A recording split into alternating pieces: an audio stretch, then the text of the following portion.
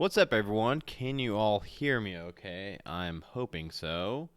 I see some numbers moving. Um, so, okay. I usually dress up for these things, and I didn't really have anything for an artificer to wear. And this is my brother's, and it's a little tight on me, so let's get that unbuttoned. Alright, so, everybody, tonight we are doing the adventure The Tortured Land by Paul Paul Bimler. He manages the 5e solo adventures game book, and I just realized that I closed out on my dice roller, so I'm gonna have to get that back up. But so I will be playing a gnome artificer tonight named Garrick. Um, One second, guys. Let me get this dice roller back up for me. Uh, Now, I did do the part one of this series, but I wanted to change it up, and I wanted to play an artificer really bad.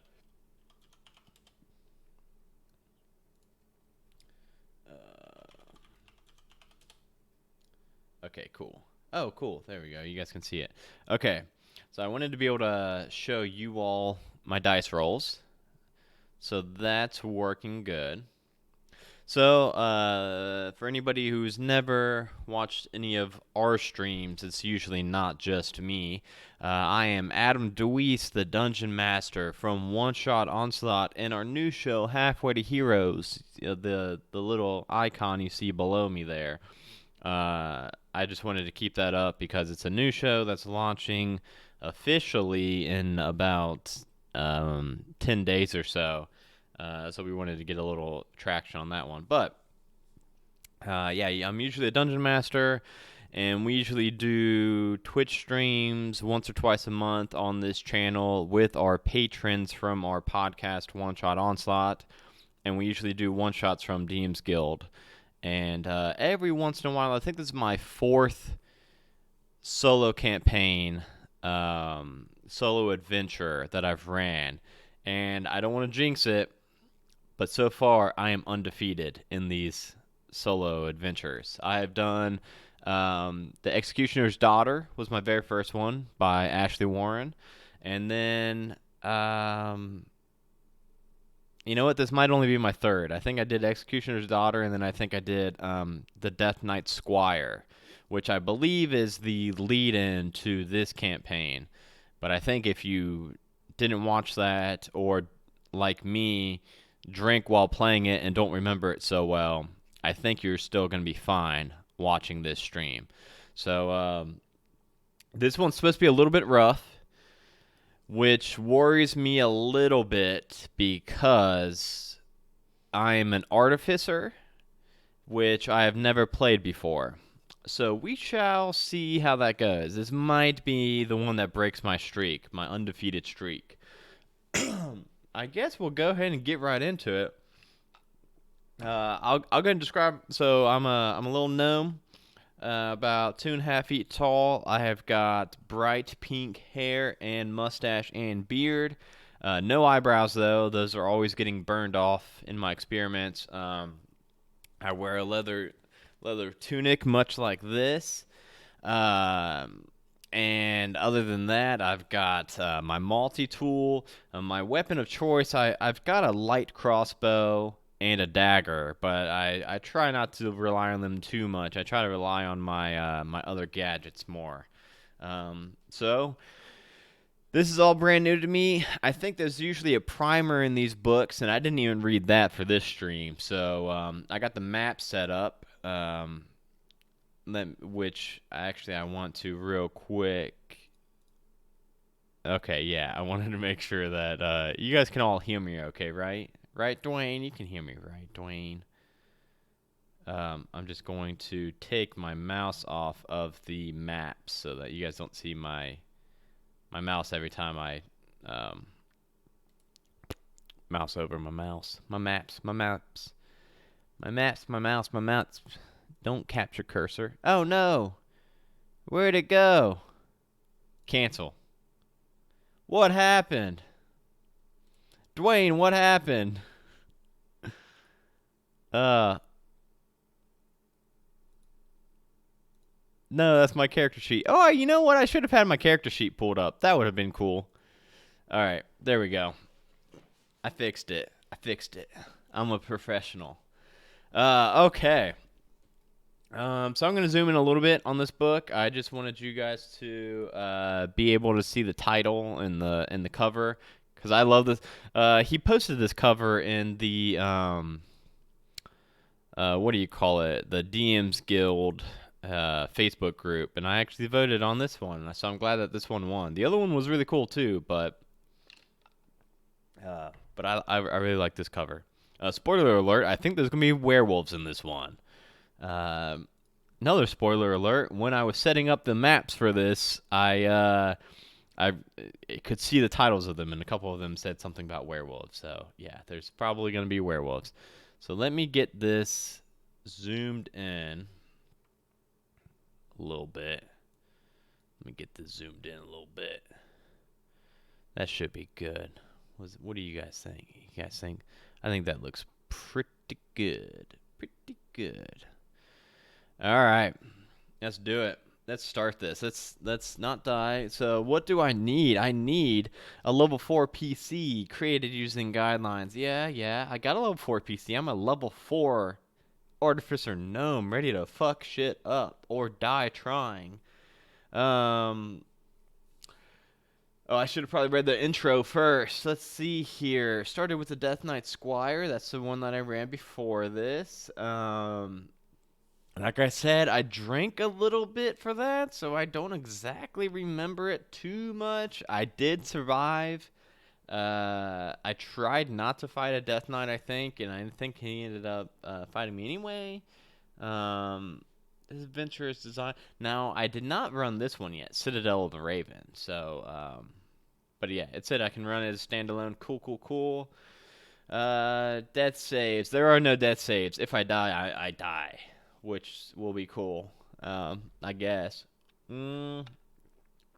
Oh, I'm supposed to have max HP. So I'm gonna give myself. Fuck, I don't know. I'll give myself 6 more HP. Because other than that, I don't know exactly how to max HP quickly. Since we're live right now. Spellcasting. Do you know Detect Magic? I don't know Detect Magic. Oh man, I should have made that guy. I bet that guy would be good. That little wizard right there. Look at that. Wait, resting and healing. I think he puts this in all of them. I think this is pretty much. I should have had 300 gold to buy shit. That could have came in handy. And yes, Dwayne from Lawful Stupid. I am a mother effing professional. No, I'm not. I will get to level 5 at the end of this quest if I survive, which is pretty cool. Don't rush when considering your options. I kind of have to rush because I kind of got to keep it at least somewhat entertaining for you viewers. Oh, look at that shit. They're all brutal looking, savage warriors. I'm a little 2-foot gnome with pink hair. Fuck. I'm out of my element, you guys. I'm already dead. I need to re-roll. Okay. So, like I said, if this is the first time you've ever watched me do one of these, I always read this stuff, which is kind of weird because you guys could read it also, but I know some people put Twitch on and just listen. They don't really watch the stream or whatever, so excuse me while I demonstrate my bad reading out loud skills here. Let's go. Backstory. The vast, bitterly cold expanse of the steppes known as the Ride has been your home for the last month. During the time, the only people you have been in contact with are the small tribe of barbarians known as the Urakan, who welcomed you into their village with open arms, but now you crave solitude, and so you strike out into the wind-whipped tundra once more. This north, it is a cold year-round, and those hardy souls who make this land their residence are few and far between. The Arakan told you of a village to the east. Your scant knowledge of their language suggests that this village is called Barefoot, but you can't be sure. With nothing better to do, you set out for Barefoot, which lies just south of a small mountain range. There you plan on picking up supplies and continuing east. Perhaps you will visit Illinois, Illinver, or perhaps pass it to the north on your way to Vasa. East seems to be the way you are going. North of the mountains is the tortured land, a barren, icy wasteland inhospitable to all but the most twisted, hardened creatures. You say your farewells to the Arakan people and you set out from the village, keeping the sun's path across the sky as your guide. Taking your time, you walk for 3 days, enjoying the solitude once more. By nightfall of the third day, you see a cluster of lights some way off, which you reason must be Barefoot. Not quite ready for civilization yet, although this barely qualifies. You spend the night camped out on the steppe, surprisingly warm in the tent you obtained from the Arakan. You bank stones high around your campfire so that you are protected from the wind and far off from eyes. After cooking a basic but hearty meal over the embers of the fire, you turn for the night, sleeping peacefully under the stars.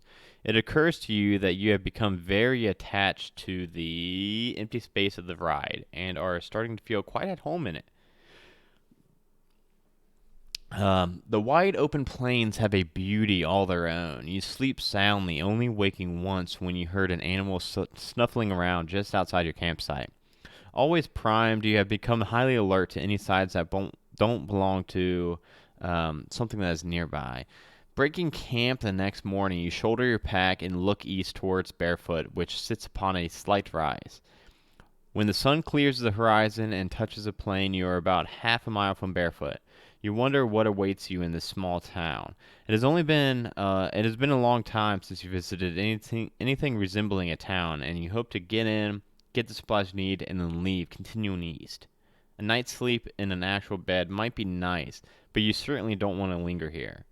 At least that's your intentions as you approach the gates of Barefoot. Proceed to entry 1. Now, now I know entry 1 is right here. Usually he's got these hyperlinked, so like if it says go to this page, I can click it and it will shoot me down to wherever I'm supposed to. I'm thinking that maybe since it's right under it, it's not one of those.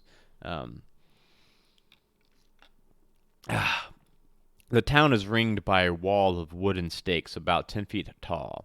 Approaching the western side of the settlement, you see it is manned by a single guard standing atop a tower about twice as tall as the fortifications. Oh god, my voice. I'm a little gnome artificer. Good morning, I call out. Morning, the man returns in a thick northern accent. That wasn't a thick northern accent. Where are you coming from? You see he is dressed in leather armor and wears a broadsword strapped across his back. He is not your usual lazy-looking town guard. However, this man looks hardened, battle-ready. Only the strong survive out here on the ride, and it is certainly wise to have your best warriors manning the gates of the village so exposed. From Akron Village to the west. Is this the village of Barefoot? Oh man, I switched my voice too many times. Bear Claw, he replies. Hold on, I'll open the gate. We don't get many visitors this time of year, especially on foot. The man descends the tower quickly. His friendliness and eagerness are a welcome change. It's not the suspicious treatment you're used to when entering cities of late. A large wooden gate creaks open to reveal the main street of Bearclaw. You thank the guard and enter the town. The first thing you notice is the wind, or rather lack of it. The buildings shelter you from the relentless icy breeze that scours everything on the ride. It is nice to be out of it for a change. Despite the hour, the town is quiet, but you do see a few faces peering out at you as you make your way down the street. Hey, Dwayne, this said make your way. Me and you always say that too. A tavern bearing the name The Crackling Hearth sits halfway down the street, and you also see a general supply store named Durfin's General Supplies. Towards the end of the street, what appears to be a temple bears a thick totem pole at the apex of its entrance. The image of a warrior wearing a necklace of crystals sits there cross-legged, looking passively over the town. A little further down, an interesting looking shop named Connaugh's Rare Books and Tome Sits. Where will you visit? Oh, see? Yeah, look at this. Yeah, this guy hyperlinks his shit, and it's so nice. Yeah, Dwayne, you were asking what the hell a solo D&D adventure is, and I told you it's kind of like a choose your own adventure book. So it says, do I want to go to the Crackling Hearth? Look at the temple.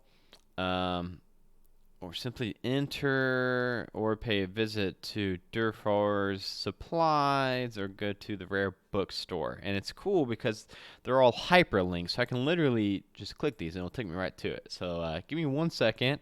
You guys, whoever's watching this, you all are in this shit with me. If I die, you fuckers die too. So I'm gonna need your guys' help, and I do this every stream after the first one. The first one I didn't really read the Twitch chat, which I know now is kind of dumb. But now I have you all help me out. So where all do you think I should be going? I don't think I'd really want to go to the temple a whole lot. I don't really see Garrick as a really religious guy. He's kind of a man of science. I mean, he might have his superstitions, but um, I don't know. He doesn't seem like he would be super into that. So, but I do need some supplies, so I could go to Durfar's. I don't really think I need rare books and tomes. You think so? All right. Oh well, fuck. The very first person said, go check out the. I'm going. I'm gonna go check out these rare books. My dude is an inventor. I don't think I said that. But obviously as an artificer, I'm an inventor by trade, and I probably would want to try to check out this bookstore, see if they got any kind of rare schematics or anything in it. So let's see, 152. Pushing the door of this small shop open, you enter a dark, musty-smelling interior. The shop appears deserted. At least no one is in sight currently, and it is silent in the dusty, cramped little shop. The store is piled from floor to ceiling with interesting-looking tomes, and you begin to look through the stacks for anything that might be useful. As you're looking through, you hear motion from out of the back, and the sound of a book stack collapsing, followed by loud cursing in what sounds like Orcish. I don't know Orcish, but then after a door behind the counter, an elderly half-orc appears, all clad in furs. When he sees you, he is utterly shocked. Grownish, a customer. Welcome, friend. What can I interest you in? The half-orc, whose name is Brucor, is highly knowledgeable on all matters concerning the area. He quickly locates a book that he thinks will be most useful to you. Most of the books concern wilderness, tracking, and survival. However, as the most of the tomes are quite large, you will realistically only be able to choose one to fit in your backpack, especially as a gnome. Also, as this is one of the only sources of local knowledge and culture, these tomes are very rare, and some of them are the only copies in existence. The prices reflect this fact. Brucor shows you 3 tomes that appear to be particularly useful. You know what, Dwayne? I think you made the right call here, my dude. I may choose from the following: Tracking Across the Tundra, Surviving in the Snow. Oh, I can actually see what it does. Give you Survive the Tundra, giving you +2 to Perception and Survival rolls.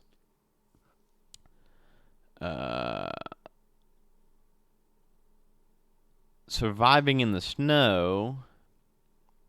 When traversing by a mountain pass or climbing a mountain, I gain +2 to that stuff. Ice Magic. Caster while in environments gains an extra 2 spell slots. Oh, that inflict cold damage. I can't use that. I don't have any cold shit. Oh, fuck. Well, then, I guess I'm going to have to either pick trekking across the tundra or surviving in the snow. So I don't know if I'm going to be going through a mountain pass or just through the tundra. They're both 200 gold. Tundra. Okay, I'm buying the tundra. So I'm going to buy trekking across the tundra by 200 gold, and so I think I will have 100 gold left. But let me see if there's an exit here. Once you are done, you could choose another place to visit. Do I want to go to supplies or the hearth? I probably need some supplies. I'm going to go ahead. So I bought the Tundra book, which I forgot. So it gives me +2 to perception and survival while I'm on the Tundra. Okay, cool.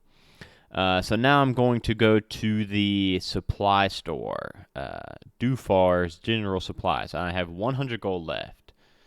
You push your way through a solid wooden door into a warm, well-maintained shop. A fire blazes in a hearth on the side of the room, and around the walls are spacious interiors that you see shelves arrayed, all bearing a wide variety of wares.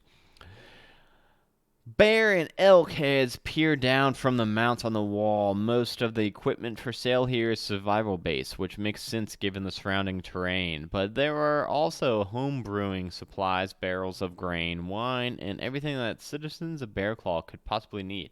However, you are more concerned with things that are going to be of use to you on your travels, and so you restrict your perusal to the relevant items. Cheery-looking dwarf who introduces him as Durfar.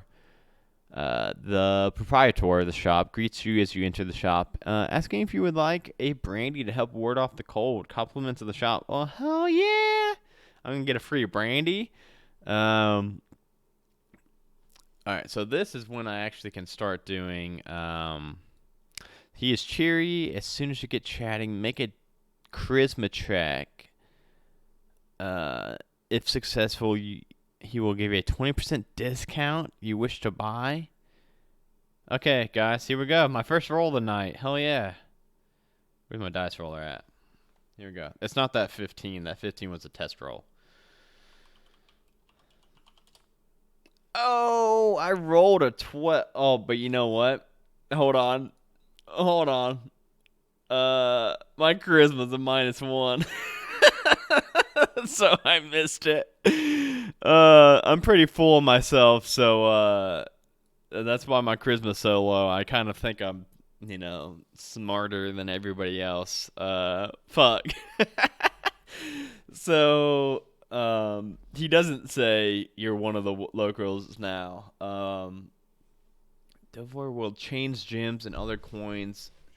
Okay, for a list of available items, okay, I've got a dagger and a light crossbow. You know what? I don't know if this guy's even gonna have anything I need.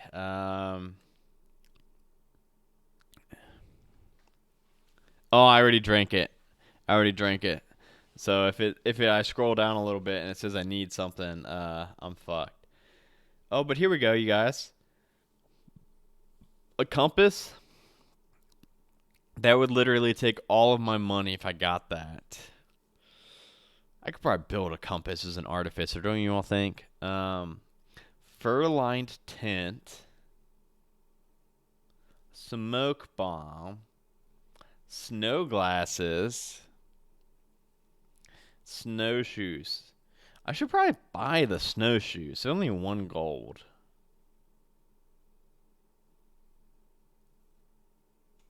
Alright, yeah. I think I'm going to buy the snowshoes and the snow glasses. I'll have like 89 gold left. Do I want a smoke bomb or the tent? I don't know how long this like adventure encompasses, so I don't know if I'm going to be out on the wilderness for a day or 10 days. So I don't know. Oh wait, I can get them both, can't? Yeah, I'm gonna buy the tent and the motherfucking smoke bomb, and I'll still have 14 gold left. Um, so yeah, the dude didn't like me too much. I wasn't. Uh, I guess I wasn't exactly his type. So instead, he sends me on my way after I buy my shit, and I am now going to. I'm gonna go to the inn. I might spend the night in a bed if it's not too expensive.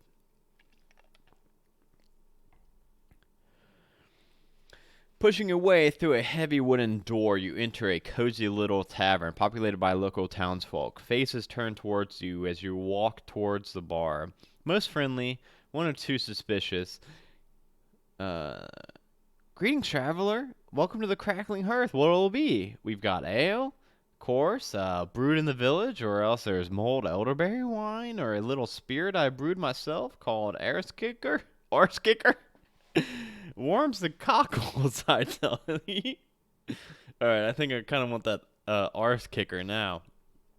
Uh, don't drink his homebrew, friend. A drunk halfling shouts across the. That was a pretty gruff halfling there. It'll bloody well kill you. Sure as the day's short.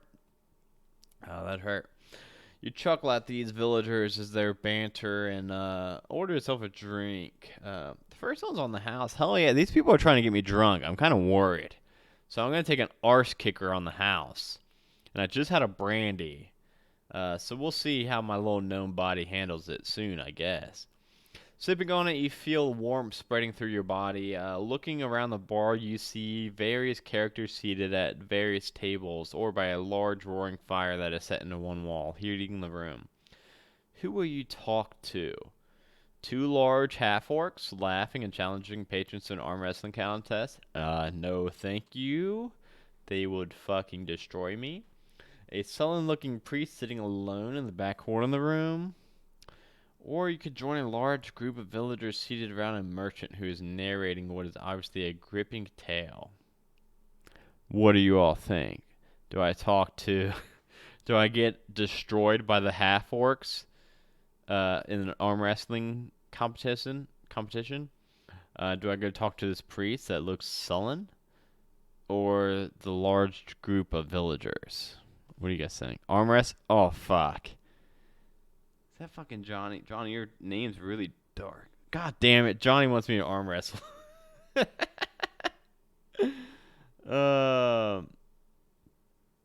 Alright. Fuck you, Johnny. I guess I'm going to go arm wrestle these guys. Let's see here. Where is that? Page 9. Okay. Or entry 9. Okay. Look who's coming to challenge Gruggus. Fancy your luck, do you, matey? Oh, well. Put your stake down, roll up your sleeve, and let's see what... Oh, that was him talking. Despite their macho talk, the half-orcs are friendly and welcoming, but also keen for a bit of lighthearted competition. Gruggus, the one who you will be facing, is built like a brick outhouse with thick arms, and he plonks himself down opposite of me, lifting and draining a large tankard of ale in one draught, before calmly placing one elbow on the table and fixing with a cheeky grin. Come on then, traveler, do your worst. Woo! I don't have enough gold. I'll wager the rest of my gold, whatever that is. I think I have like 14 left. And I'll make an athletics check, DC 17. Let's see, guys.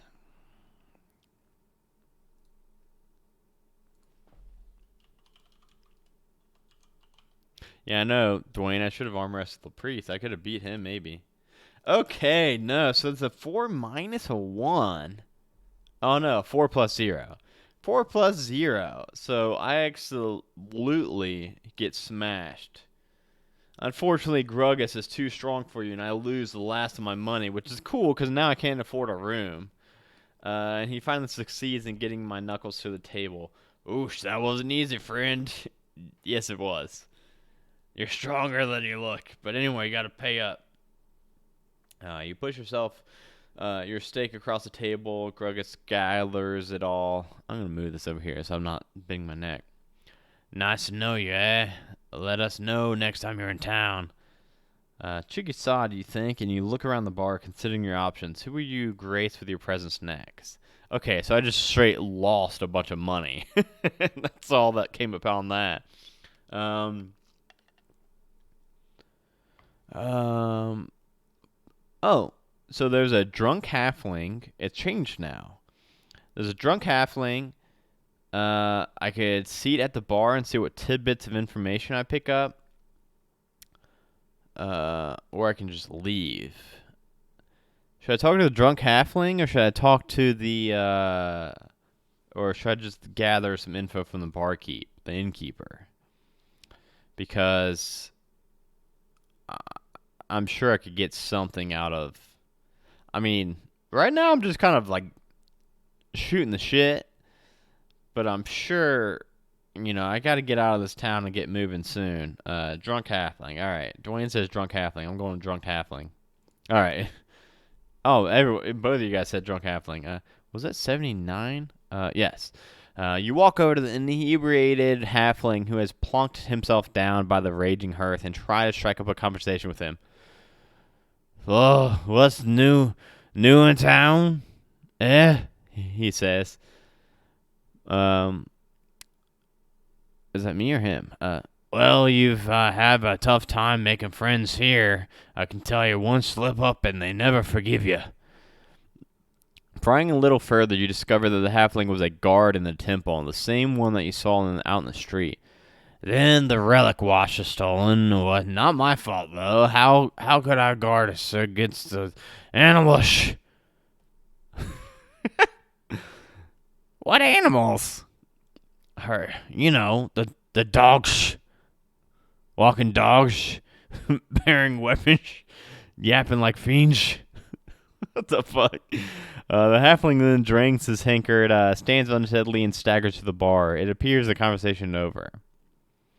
So apparently a walking dog with a weapon stolen a relic from the church. Talk to the innkeeper. Talk to the innkeeper or leave, you guys. What do y'all think?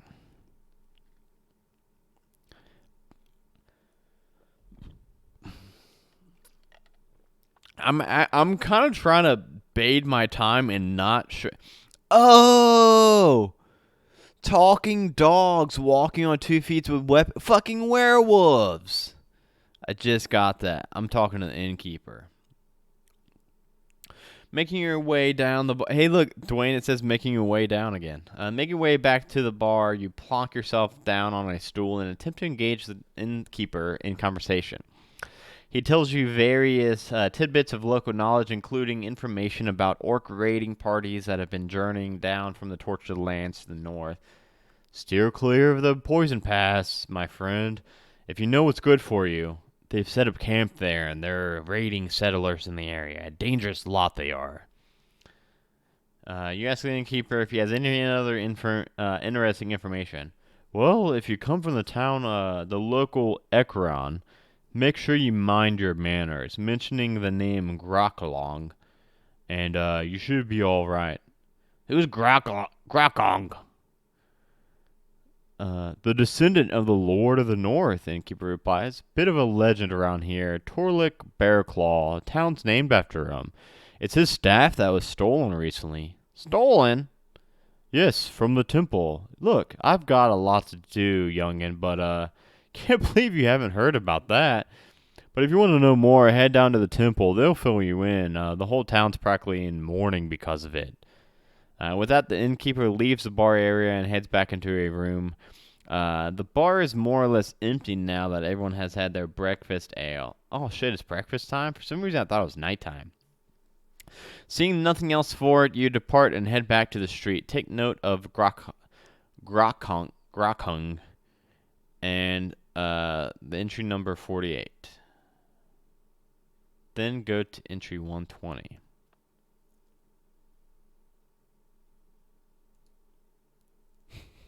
I just read your guys' fucking ad lib singing.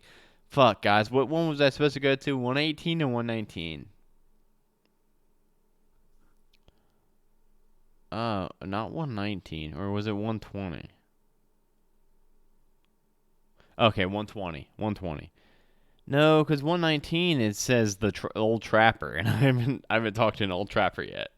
Um, you open the door of the crackling hearth and emerge once more into the street of Bearclaw. I think this is it. The chilly north wind whips the street as you consider where to go next. Okay. Yes, yes. Yeah, it was remember entry 48. So we need to remember entry 48. But yes, so guys, now I'm back to number 1. I've been everywhere besides the temple. I gotta go to the temple. And I have $0 now. You approach the temple. The entrance of the low building is marked with a squat totem. A single figure is depicted on the totem. It appears to be a giant of some sort, in a crouching position wearing a necklace of blue and white crystals. To see if you recall what deity it is, make a religion check. DC 16, that's pretty high. I don't think I'm going to get that.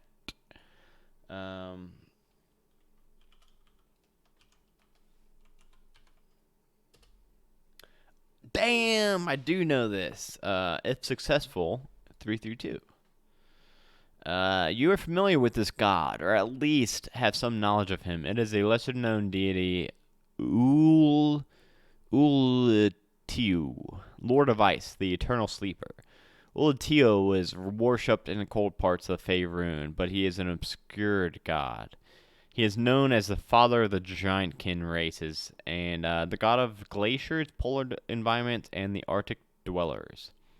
You're into the humble little temple. Go to 86. I'm really excited to get in some combat and hopefully not die, but I really like artificers, and I'm really excited to use some of my artificer shit. Dwayne, have you read about artificers yet? You make your way inside the temple. At the end of the room, lit by an atmospheric blue light, an idol stands atop an altar, similar to the figure depicted on the totem, but in a standard position. Behind the idol is a pedestal that bears a wooden rack. The rack looks as if it was designed to display something, but is currently empty. The Lord of Ice blesses you, traveler, comes a soft voice to your left. From out of the shadows, a young man in priestly garbs emerges. What brings you to our humble temple? You explain that you are new in town and you are just finding your way around. The young priest steps back and looks you up and down. The adventuring type, eh? Well, perhaps you were meant to come here, friend. Perhaps you have come here to aid us in a time of our greatest need. You ask the priest what he means by this. We've had our soul, our lifeblood, taken from us. A great relic has been stolen from this temple. Frostbringer, the staff of Tolric, Bearclaw, our forefather and the founder of this village. He waves his hand at the empty rack behind the idol.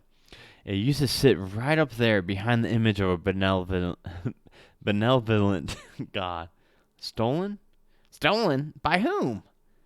The priest sighs. 3 nights ago, we were invaded by a marauding band of gnolls. Do you know these creatures? You reply that you have heard of them, and the priest continues. The priests here at the temple believed that they were acting under duress, fulfilling the quest under the orders of someone much more powerful than they. Well, who could that be? That we do not know, but we really need a skilled warrior or a mage to venture north. For that is the direction that Bruce departed to. In investigating this, hopefully returning Frostbringer to us.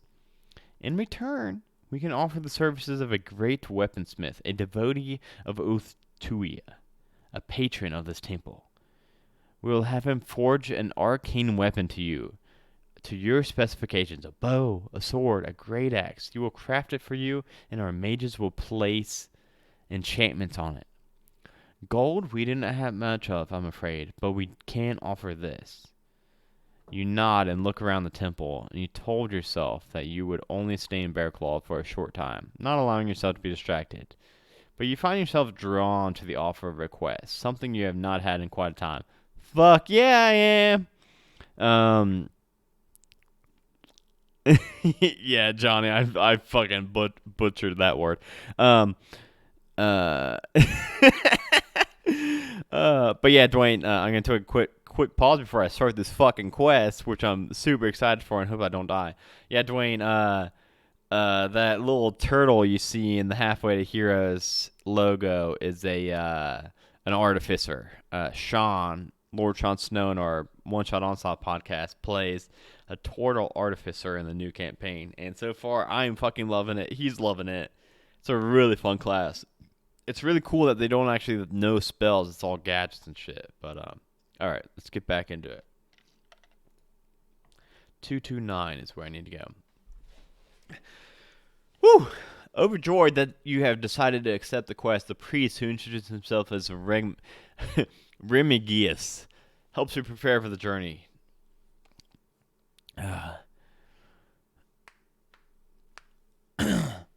The area north of here is fraught with peril.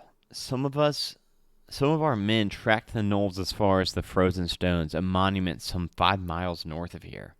It is an ancient sacred place. On these frigid plains, as I'm sure you are well aware, your greatest enemy is going to be the cold. Take care to look after yourself at all times, and if you are near or on any of the mountains, be on the lookout for avalanches. They are a constant threat. Also, the lights this far north sometimes play tricks on you. Beware of illusions. If your path leads you to the mountains, there are 2 ways you could progress. Poison Pass is to the northeast and leads into the Tortured Land through a series of twisting gullies. To the northwest, the pass of Aurel is a low saddle between 2 mountains and a very hard climb. You'll be exposed to the elements there and will need to be on the lookout for crevasses, avalanches, and severe weather. Poison Pass it is, then, you say.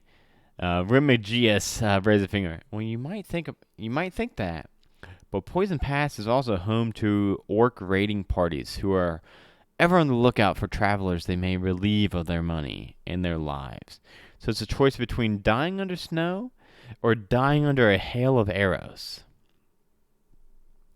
The priest takes you into the temple storerooms where he provides you with 2 things: a set of heavy furs to keep you warm, and provisions: hard bread, cheese, dried meat, and root ginger to chew to aid digestion and to also keep you warm.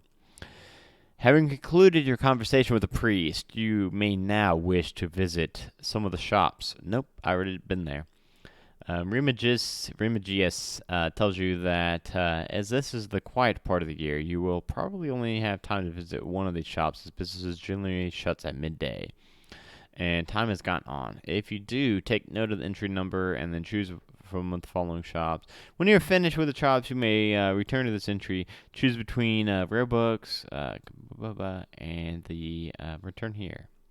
If you're closed by now, the priest offers you a bed for the night in a small monastery that adjoins the temple. It is free, and you will be fed. Hell yeah, I'm gonna eat and sleep here. I don't have any money for the hearth for the inn. Alright, I'm gonna go to 76. I'm gonna be sharing rooms. I mean, that's my only option. Remigius shows you a space in the monastery where you can set up your bedroll. The floor has been laden with rushes, so it is not too hard, and the monks who reside there provide good company, regaling you with fascinating stories regarding the myths and history of the local area. Despite sleeping on a hard floor, you are kept warm by a cheerful fire, which the monks keep blazing all night, and you get an excellent night's rest in the monastery. You wake up the next morning, have breakfast with Remigius, and then you prepare to get on your way in search for the thief who stole the staff of Torek Bearclaw. Guys, let's go fight some shit. You are ready to leave Bearclaw and track the gnolls who stole the staff. At the northern end of the town, another guard mans the gate. He is bald and well built, but not as talkative as the guard manning the gate you ride by. He merely tells you with a grunt, "Good luck." Oh no, he just gives a grunt. Ugh. You stand at the northern gate of the Bear Claw, and Look out over the expanse of grassland that leads toward the range of mountains spanning the horizon. On the other side of those mountains is the frozen steppe known as the Torched Land, which is the title of this, so I'm thinking that that is going to come into play here. The further north you go from this point, the colder it will get, and you also see some ominous-looking slate-gray clouds blowing in from the northeast, darkening the mountaintops in the area. Remigius joins you as you stand by the gate, preparing to depart. He comes near. Good luck, dear friend. I cannot tell you what this means to us. If you can retrieve the staff, you will have not only saved the spirit of this village, but the order of Ultuia as well. We are one of the few remaining temples left in all of Faerun. Who knows? Maybe the Lord of Ice will return from his sojourn and bless us all. You show the priest that no matter what, you will try your best. He reiterates that his promise to you that he will return an enchanted weapon to you to be forged to your specifications. So I need to start thinking what kind of fucking enchanted weapon I'm going to want. Saying your final goodbyes, you shoulder your pack and set out from the north gate of Bearclaw. Two paths lead out from Bearclaw towards the frozen stones. One follows the unnamed river that runs down the pass of Orel that traverses the lowland, going through a forest for one part of the journey. The second ascends a ridge and takes the highland overlooking the plain. To the lowland route. To take the lowland route to the Frozen Stones, which goes by the river and through the forest, go to 165. To take the highland route to the Frozen Stones, which travels to the ridge, go to 125.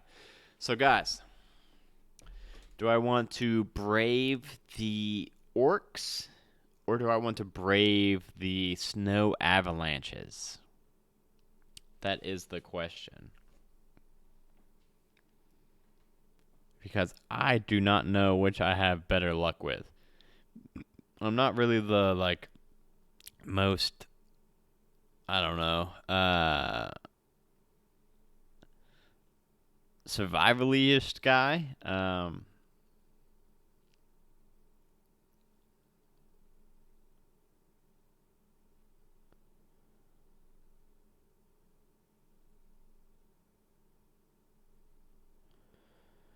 Yeah, I know, Johnny. Yeah, either one's probably gonna fuck me up. I'm not sure if I'd be better fighting orcs or surviving an avalanche. Should I just roll d20 and odds take one way, evens take the other? Because I really, at this point, I have no idea. I don't know which one I've got better odds with, honestly. Okay, yeah. How would I rather die? Probably the snow. Because at least I wouldn't be robbed and I'd still have my shit after it. So yeah, I guess I'm gonna go the Highland. Yeah, I'm gonna go the Highland. I think this is the snow one. You head towards the ridge which lies to the northeast and begin the long ascent up to the Highland. The views across the tundra are spectacular as the morning wears on, the weather brings closing in, and soon the sky is covered with thick gray cloud. Spitting rain turns into drizzle, and you soldier on through the rain. In the distance, you think you can make out an area where obelisks are arranged in some sort of pattern. This must be the frozen stones. Make a perception roll. I love getting to roll some shit. That's not gonna do it. Oh yeah, I did buy snowshoes and glasses. So what do I get? Plus what? Fuck. Do I get advantage? Is that what it is? I'm gonna say I get advantage because I don't remember and I don't want to try to go find it again. Ooh, 11. I don't know if I have a +3 to perception. I got a +1. It's not gonna quite do it for me. So if I'm unsuccessful, I get a 118. Oh, damn, that thing had a lot of options. 118. Looking over the terrain that lies below the ridge, you continue along, wondering how long it will take to reach the frozen stones. By your reckoning, it should take about an hour to reach them from your current position. You're lost in thought when suddenly you descend into a slight dip and see right ahead of you a half ogre trying to start a fire. Nearby is a young man trussed with thick rope, his mouth gagged. The half ogre quickly turns and sees you, and gives an almighty roar, incensed that you would interrupt his dinner. It picks up a wicked-looking blade and strides towards you. Go to half-orc combat sheet. So I'm about to fight a fucking half-ogre by myself? Shit.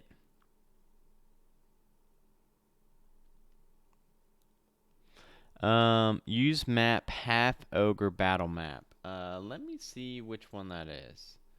I gotta find that map really quick, you guys. My first combat. Half ogre bat. Oh, it's this one that I'm on right now. So he is the big old O right there. So he's a good 5, 10, 15, 20, 25 feet from me. Roll initiative. The half ogre will immediately move into melee range and attack. But I get to roll initiative for both of us, I guess. So I'm gonna roll mine first. So this is my initiative. Cool. This is his initiative. Cool. Okay, so he is going to immediately move into melee range and attack. At the end of each of its attacks, it will try to push you back. Okay,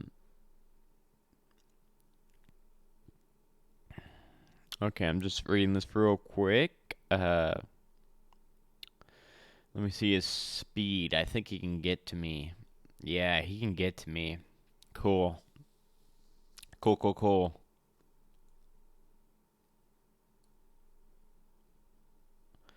Oh, man. He's gonna fuck me up. Okay. Alright, he's gonna run at me and slam me with his battle axe. No, he's not.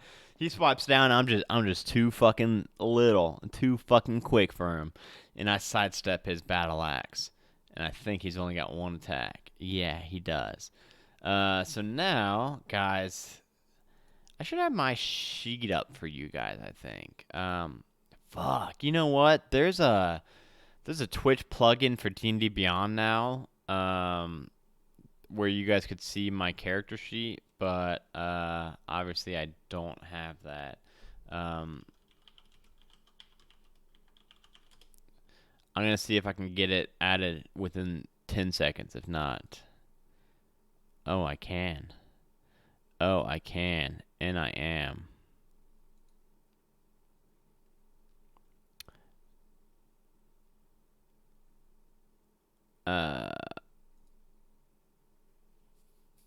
Oh, it's like a.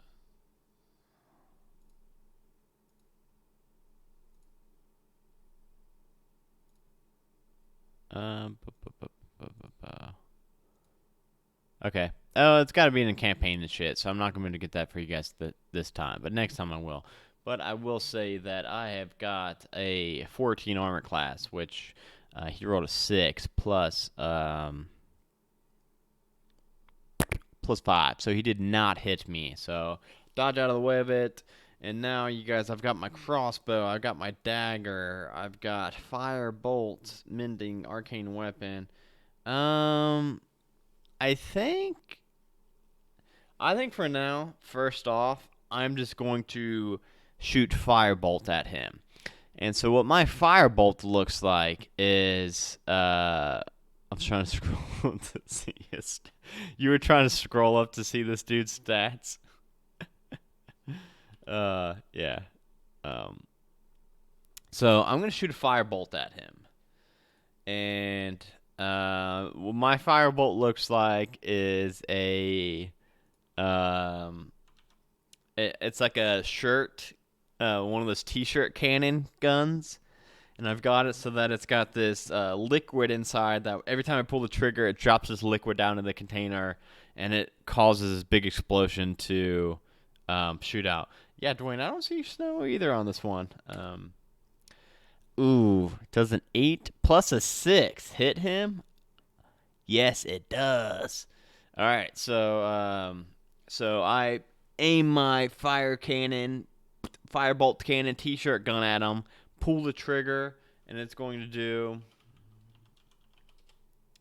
10 damage. Critted on him.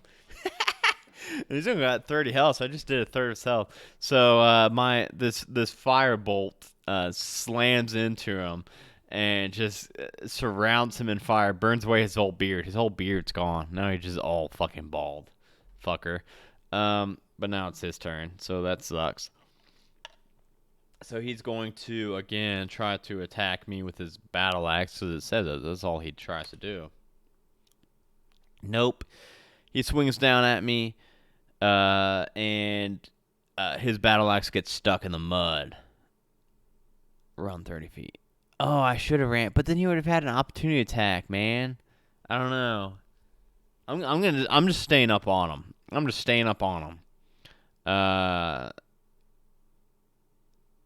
So yeah, he gets his great axe stuck in the mud, and I'm going to.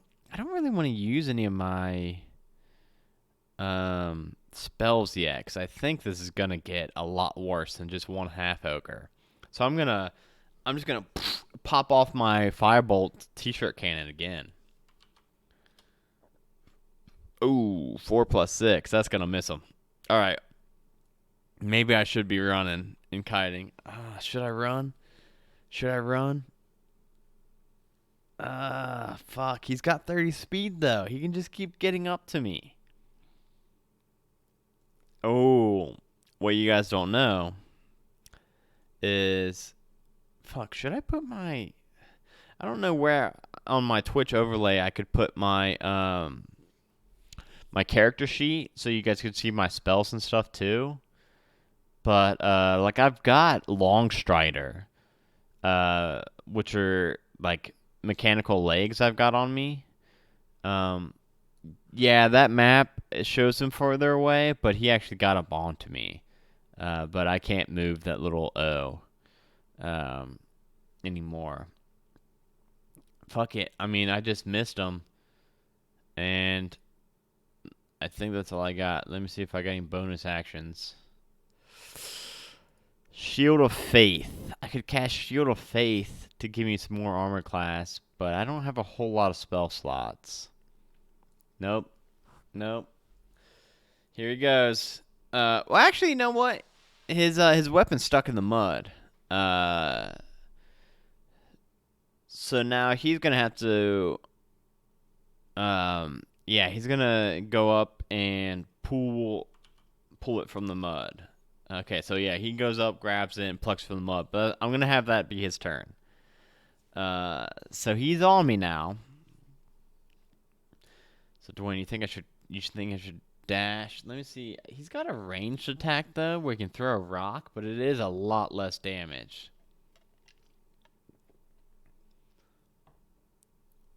Okay, I'm gonna try that, Dwayne. So he's got his axe back now. And now it's my turn.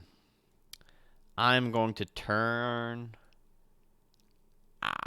I'm going to turn and haul ass and dash away from him. Wait, Dwayne. Does this change the fact that I've only got 25 speed because I am a... So I could only get 50 feet away. But I think that's fine. I think that's okay. Yeah. What's his speed? His speed's 30. So yeah, okay. Okay. So I'm going to just dash away from him, but he's going to get an opportunity attack on me.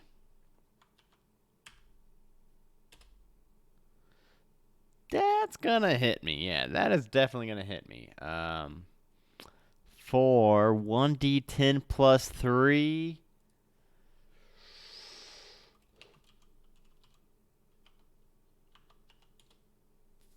I rolled 2 plus 3. Okay.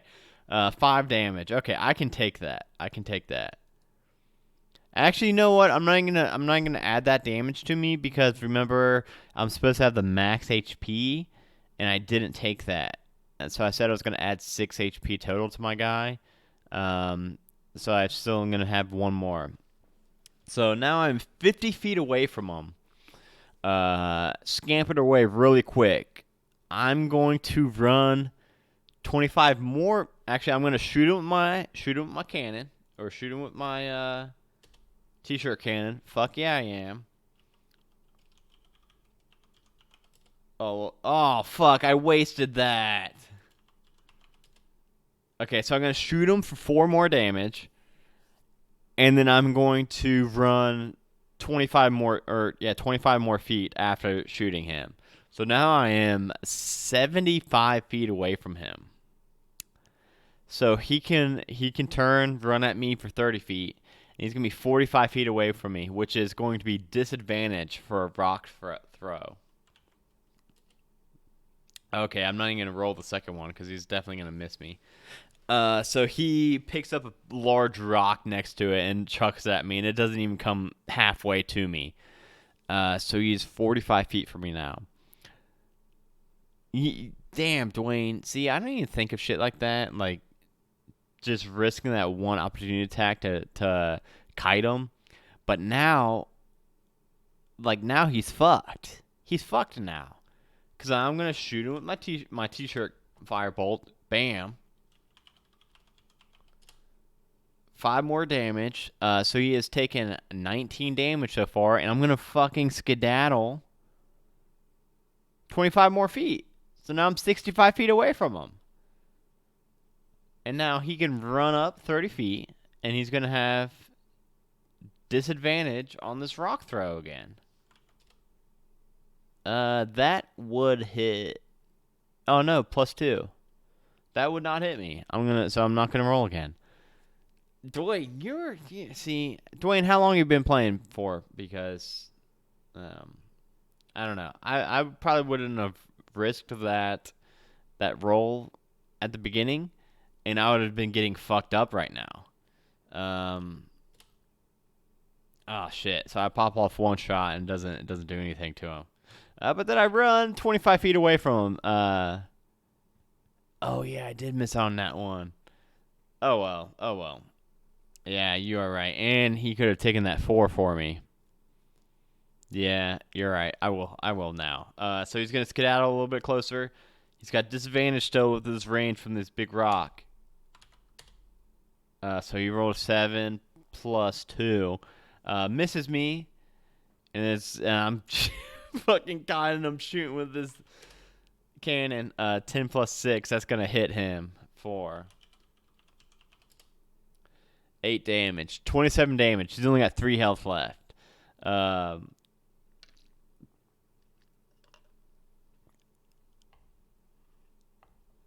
Stop. #stop. All right. 2 years? You've been playing 2 years? I'm gonna roll his shit with disadvantage real quick. That's gonna hit me. He's gonna hit me with this big old rock. It's only 1d4 though.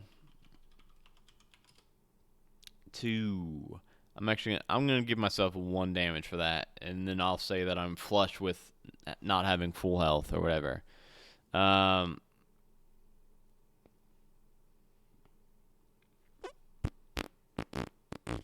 Here we go.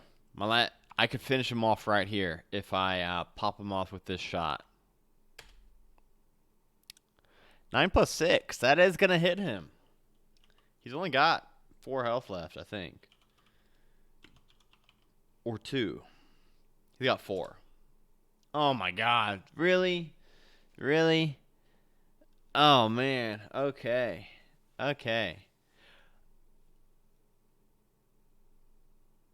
Should he be dashing? He could dash at me, but like right now he's running, picking up a rock and throwing it. But one thing real quick that I am not doing right is 1 second, because I've got something that I think could I think this might have actually finished him. Yeah, I've been playing since 2017. Okay, so fuck. I have actually got a homunculus. Homunculus? I've actually got a little clockwork mechanical owl. And this owl can spit acid at him from 30 feet away. And I haven't been doing that. And I'm going to do that real quick. See if he can finish him off. It's a 5 plus a 4, 9. So he missed it. And that was my bad not rolling that before, so I'm not going to do it again. But yeah, I got to read up on this fucking homunculus I got.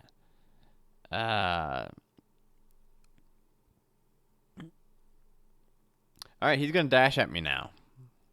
He's going to dash at me. And so he gets up to me. He would, because he's faster than me. He'd be able to get right up on me.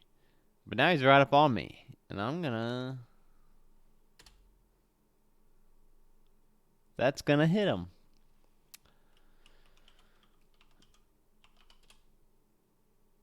How much health did he have? 4 or 2? Or 6? I think he might have 2 health left. So I'm going to have my homunculus try to drop some poison on him real quick. Motherfucking homunculus. Did he have 4, Johnny? I think he might have had 4, so I think he might be dead. We'll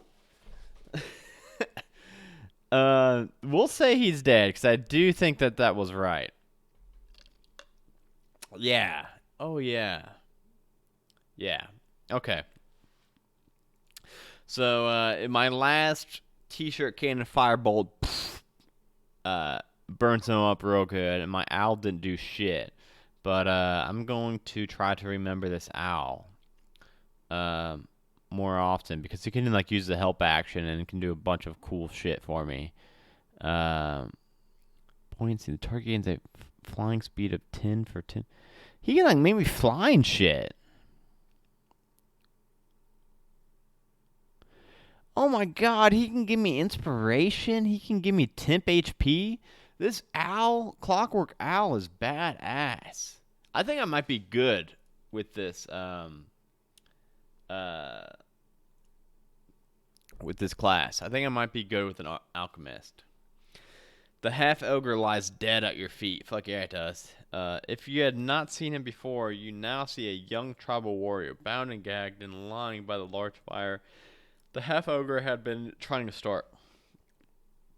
You cut his bounds and remove the gag from his mouth. The warrior speaks Arakan, and from the little you know, you get the following.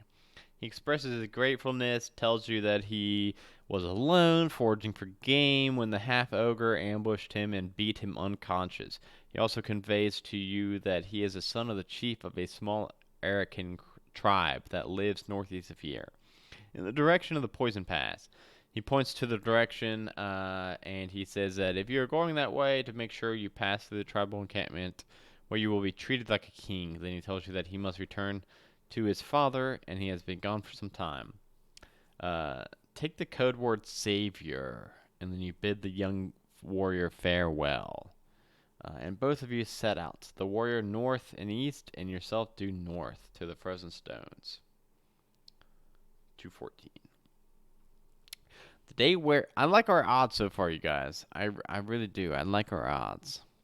The day wears on, and the land begins to dip down towards the plains, and the plain that stretches all the way to the northern mountain range, which has been slowly growing in size as you travel towards it. You are nearing the ring of sacred monoliths known as the Frozen Stones, looking down on it as you descend from the highland path. About a half-hour's walk, you arrive at the ancient site. Arriving at the monument known as the Frozen Stones, you scour the area for signs of light. Choose between a perception or survival check, which I get +2 to these. I remember that. I remember that now. One of the things gave me +2. The book. The book gives me +2 to these. Okay, so I'm good. Yeah, I mean, yeah, I was doing perception. Um, so I'm successful. 326. On the air, you catch a scent of wood fire coming from the direction of the monolith. Someone or something must be camped out there. Taking your time, you change your approach to the monument so that the standing stones block any sight of you from those that might be within the circle. When you're about 100 yards away, you hear it, a dog-like yipping and yowling. Something is here. Maybe the gnolls that Ringimus spoke of? You wonder if they might have the staff with them. If so, then this has been a short mission indeed. Perhaps you can be back in Bearclaw by nightfall if you recover the relic now. Due to your knowledge of these creatures' presence, it should be fairly easy to creep up on them and make a surprise attack. Make a stealth check DC 10. Wish me luck, you guys. Yeah, I think it's a werewolf.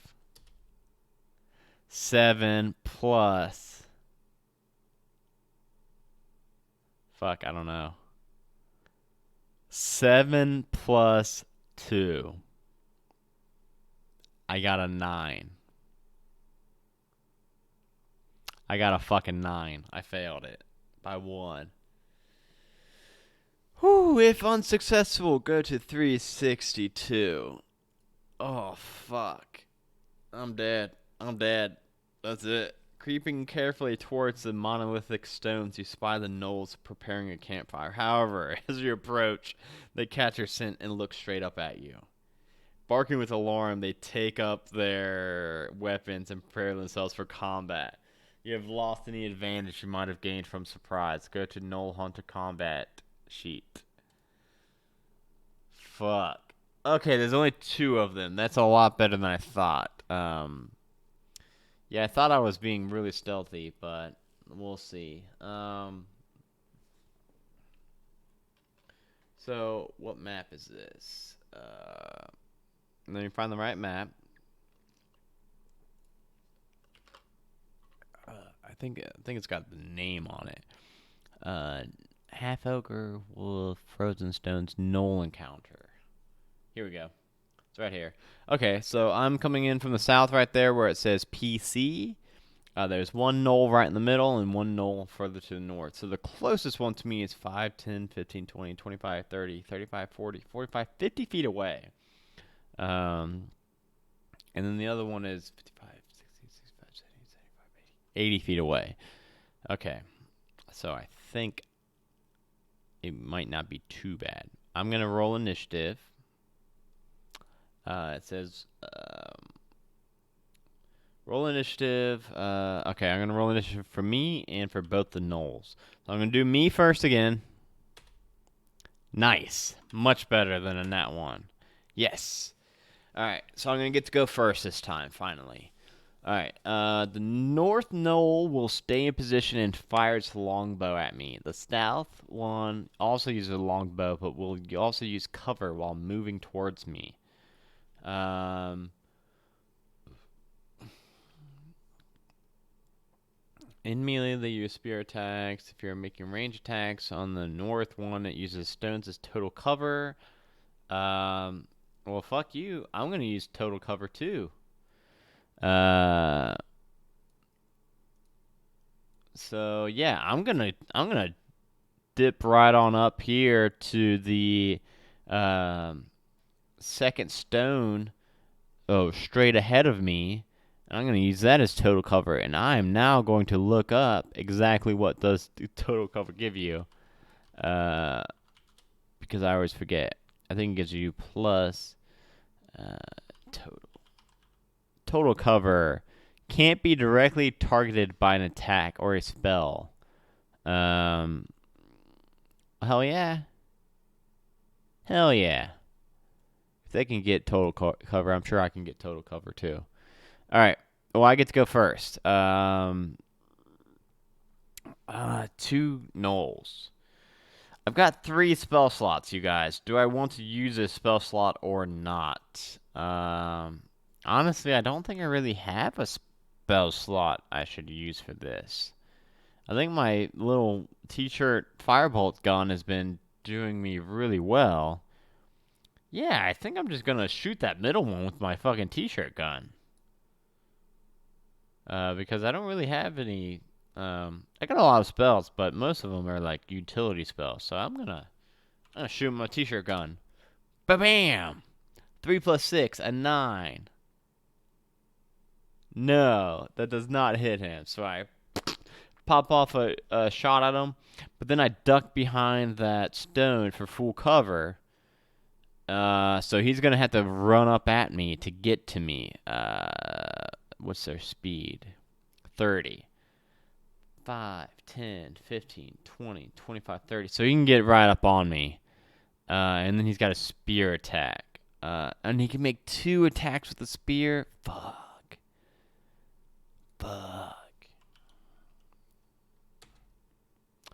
That's gonna hit me. Okay, he's gonna hit me twice with the spear. Just real quick. Let me see. I think I got a reaction that I might have to use. So for a reaction, I can give myself plus 5 AC, which would block against one of those attacks, but not both of them. Yeah, but he was able to make it around that stone, Dwayne, so he could actually like flank me. So that's how he got up to me with total cover. Um, uh, I actually probably should. I'm gonna I'm gonna change it so that you can see my cursor on that. Actually, there. So, can you see my cursor? Why isn't it? I thought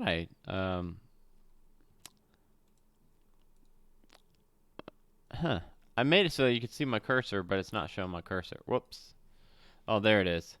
So I ran up behind this stone right here, but he was able this knoll right here. This one can't get me. This one cannot shoot me, no matter how close he gets. But this knoll right here will be able to flank me from the side and attack me from the side. And he hit me twice. Yes, I've got one spell that I can use as a reaction, Shield. But it would only save me from one of his spear attacks. I'm debating if it's going to be worth it or not. Or if I should just let him hit me with both of the spear attacks, because I don't know. I think I'm going to do it. I think I'm just going to let him hit me with them. 1d6 plus 2 for both. I'm going to do it.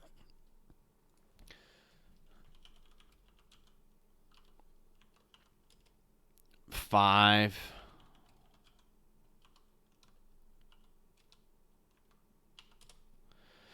So he's going to do 8 damage total to me as he pokes me with both of the spears.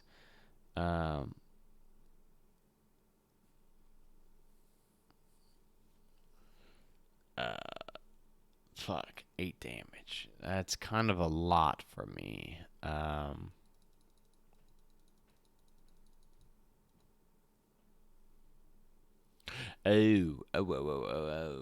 Okay. Well, and then I'm gonna make the other one. The other one's going to come down from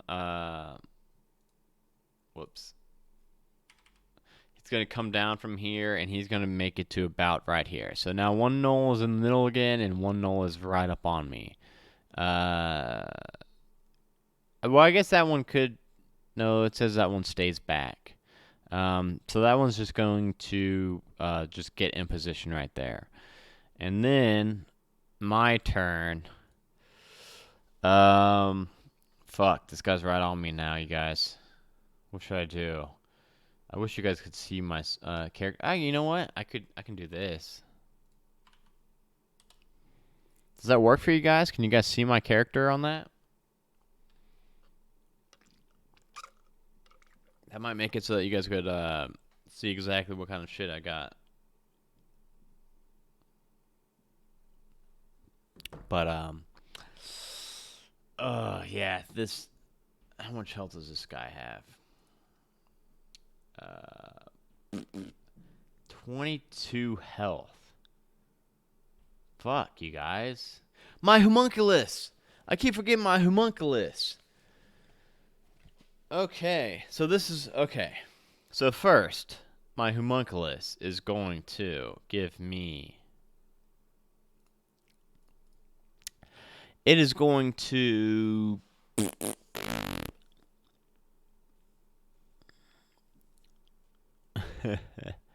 It is going to... give me 2d6 plus my int modifier. 2d6 plus 6. No, 2d6 plus... It's going to be 2d6 plus 4, temp HP.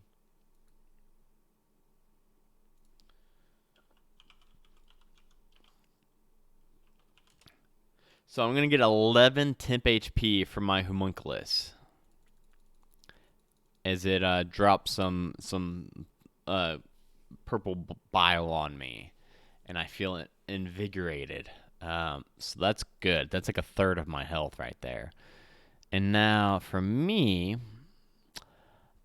Oh, I forgot that I've got items too. Oh, but okay, so I got a bag of holding and like a rope of climbing. Okay, cool.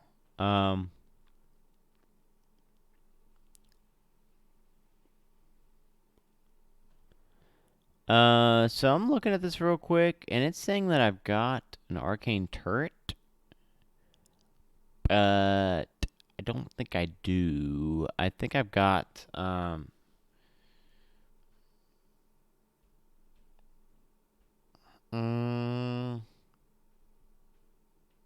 no, that's weird because I chose the uh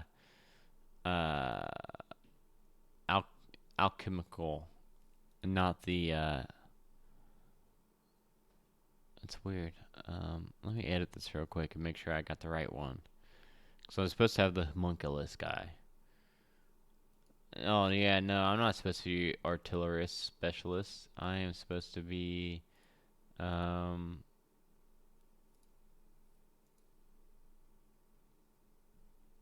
shit. Hold on, I gotta change this real quick.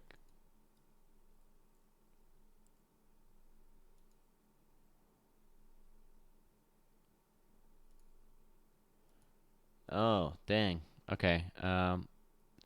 Now you guys might see my spell sheet might have changed now. Um Grease 'em. Grease 'em. I like that.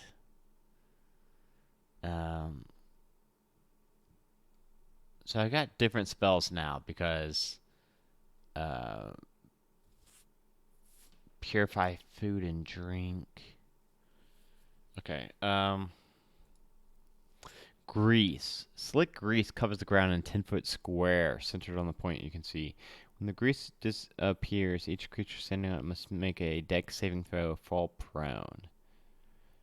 Okay. So I'm gonna grease that whole opening between those stones right there. Uh, yeah. Yeah. I'm gonna grease that whole opening right there. And I'm gonna take off running. So I'm gonna have him make a dex save. Oh, whoops.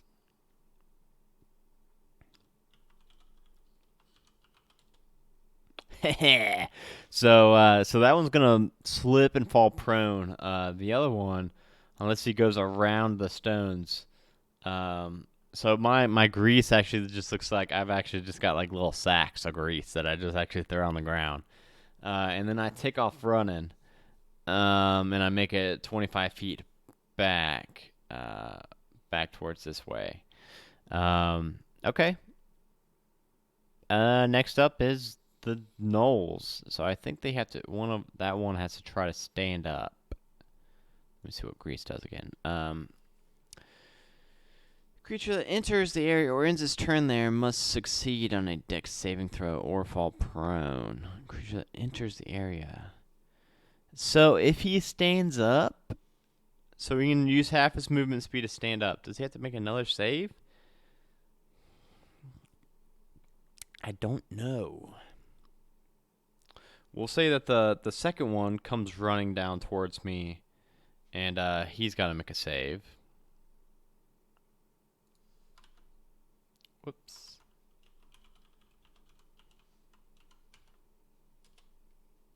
Okay, so the second one is not deterred by the grease.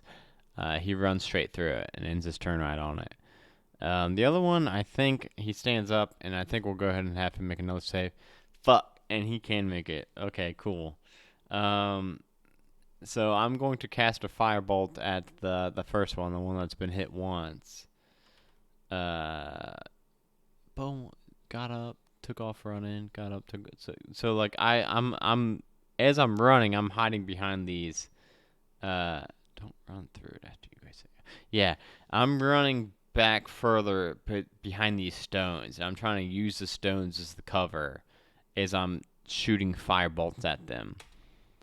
12 plus a 6. That is going to hit indeed. A 10. Hell yeah.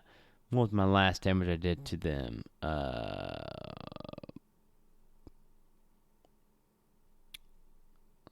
Last damage I did. Have I not hit him with a firebolt yet? Oh shit, that's the first time he got hit? Okay, well, that does a good amount to him. So he's only got 12 health left as that firebolt fucking destroys him. And then I'm going to have my homunculus, my owl, my clockwork owl, is going to fly up to him. And let me see. Is my homunculus on here? It's really weird on here. Yeah, it doesn't show what my homunculus can do.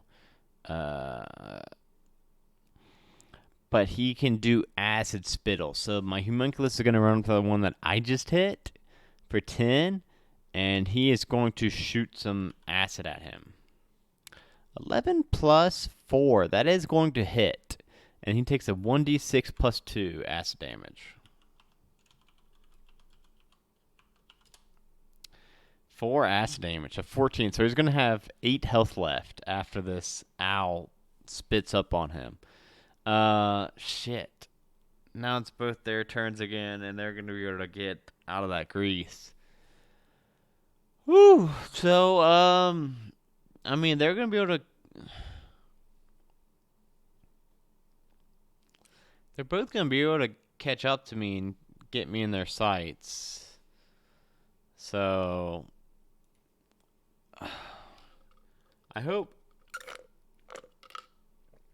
I get to do some kind of heal or something after this fight, if I even survive this fight. So I'll go ahead and have them both roll their short bow attacks at me. Yeah. I'll have them both shoot short bows at me.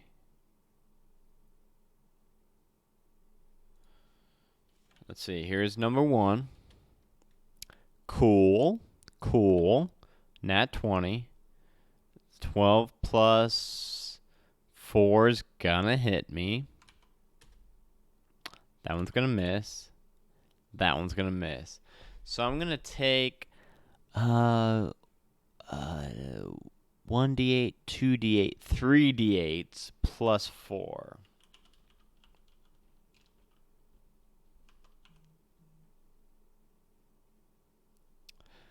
Oh, yeah. Yeah, they're both standing in the grease still. Oh, but fuck, they just did 21 damage to me, Dwayne. You're supposed to be saving me. Oh, fuck. Okay. Woo! I'm down to 12 HP. Okay, so now it's my turn. They're both standing in the grease. I'm going to, yeah, I'm going to shoot that grease. Um, yeah, for my action, I'm going to shoot the grease. I like that.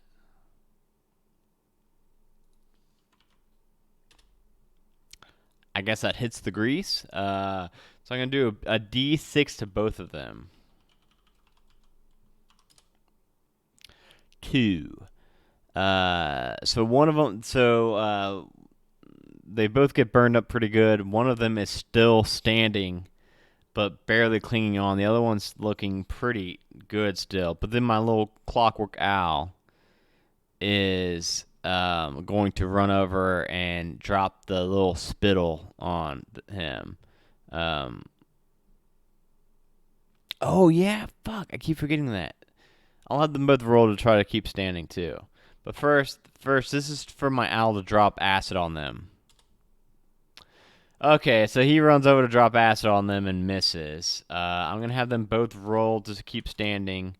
We'll have the guy that's full health fall over and can't keep his feet. The one that's like barely clinging to life makes to his feet, and but I'm going to keep running and kiting, and I'm going to run and hide behind one of the stones again. Oh, shit. Ooh, I only got 12 health, you guys. Okay.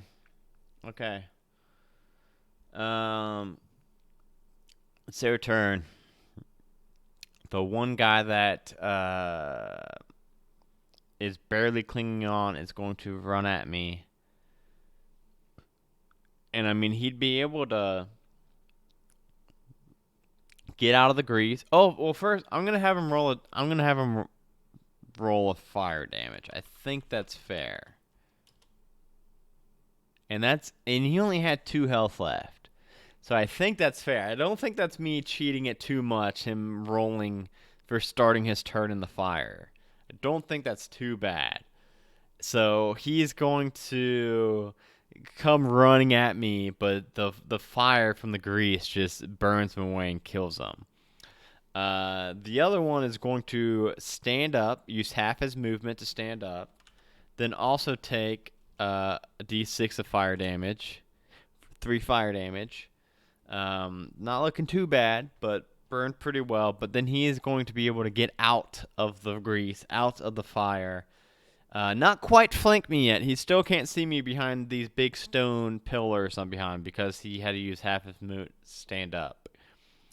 Now it's my turn.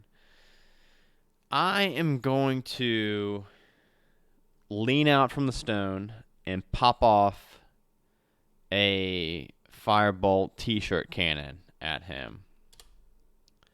9 plus 6, that does hit him for 6 damage. So he's now down to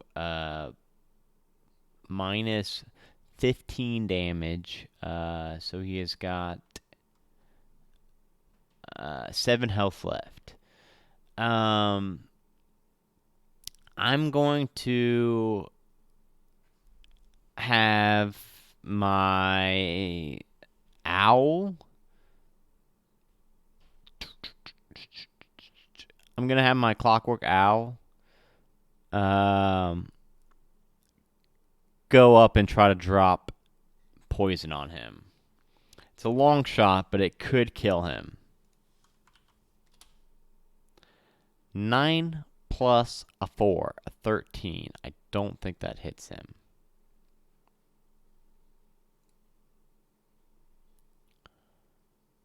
It does hit him! Oh man, I gotta roll at least a 5 to kill him here. Out of a d6. My little owl swoops right above him and drops some acid right on his head and just melts him away. And now I'm standing there with just 12 HP, barely clinging to life. Oh, they were supposed to have rolling from cover Yeah, my owl could also. So he can do one. Oh, wait a second. Let me read up on this thing. Um.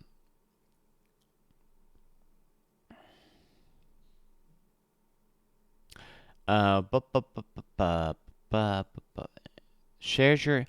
Oh my god! Yeah, Dwayne.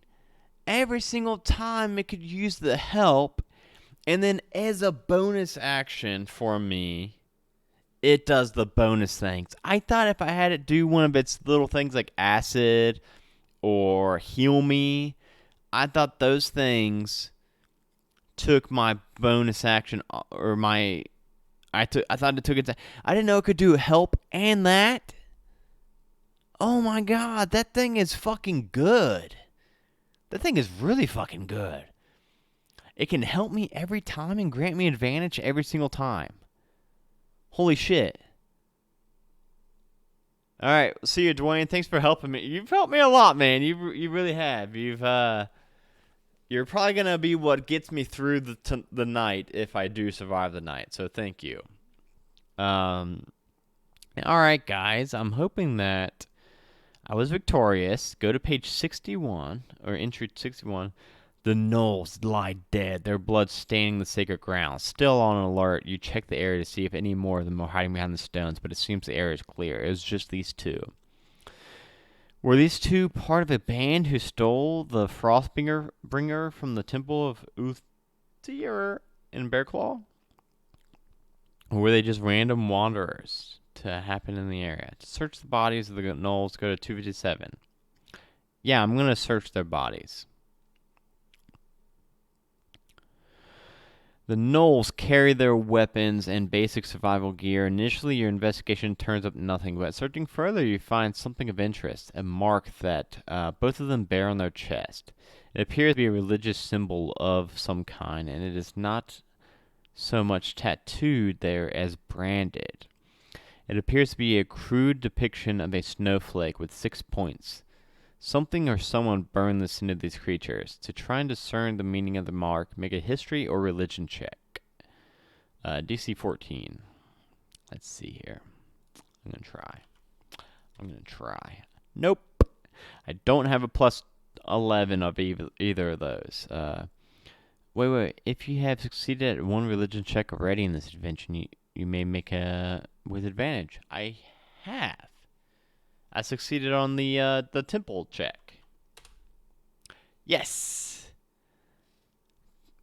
Got it.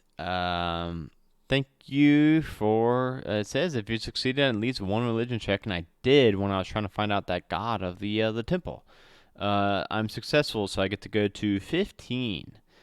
You know this mark, and it fits with what you have encountered so far in this quest. This is the mark of Auril, also known as the Cold Goddess, Ice Dawn, the Frost Maiden. She is known as an enemy of Ultir due to her siphoning his power while he lay in slumber.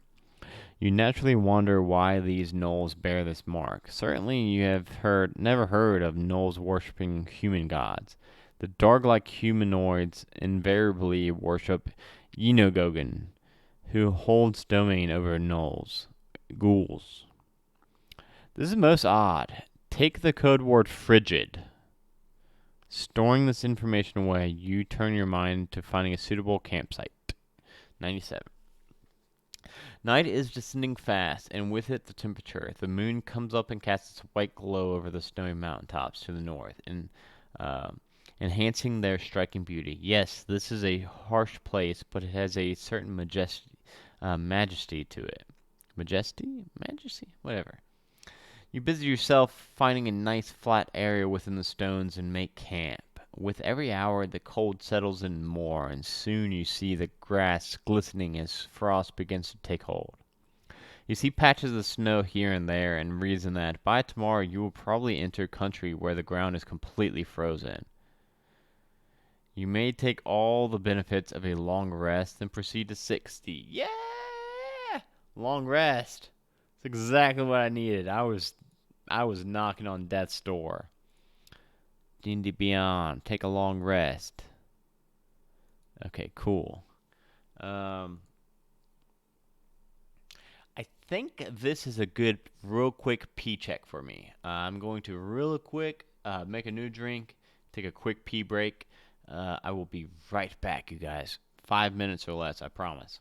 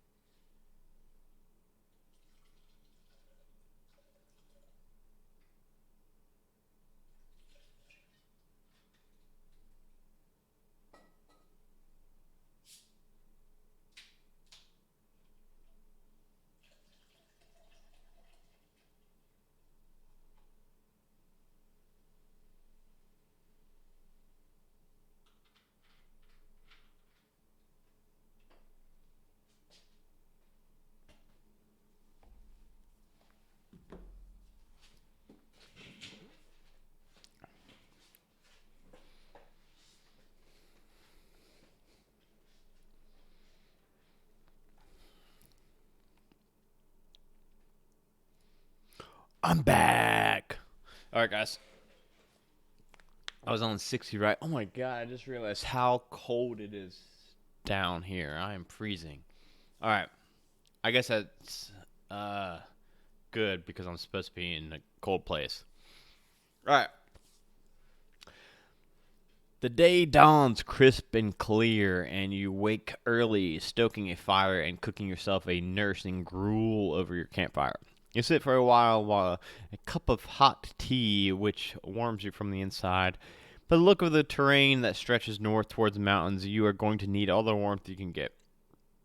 After breakfast, you search the area. North of the frozen stones, make a survival check DC 12. I get to add 2 to that because of my book I had. Actually, I think I'm supposed to add a 4 for my snowshoes and for the book. So I think that's what I'm going to do. I don't even need it. Don't even need to add all of that. Alright, I'm successful. What do I see? Oh, I tried to click my Twitch stream. It is successful. 328.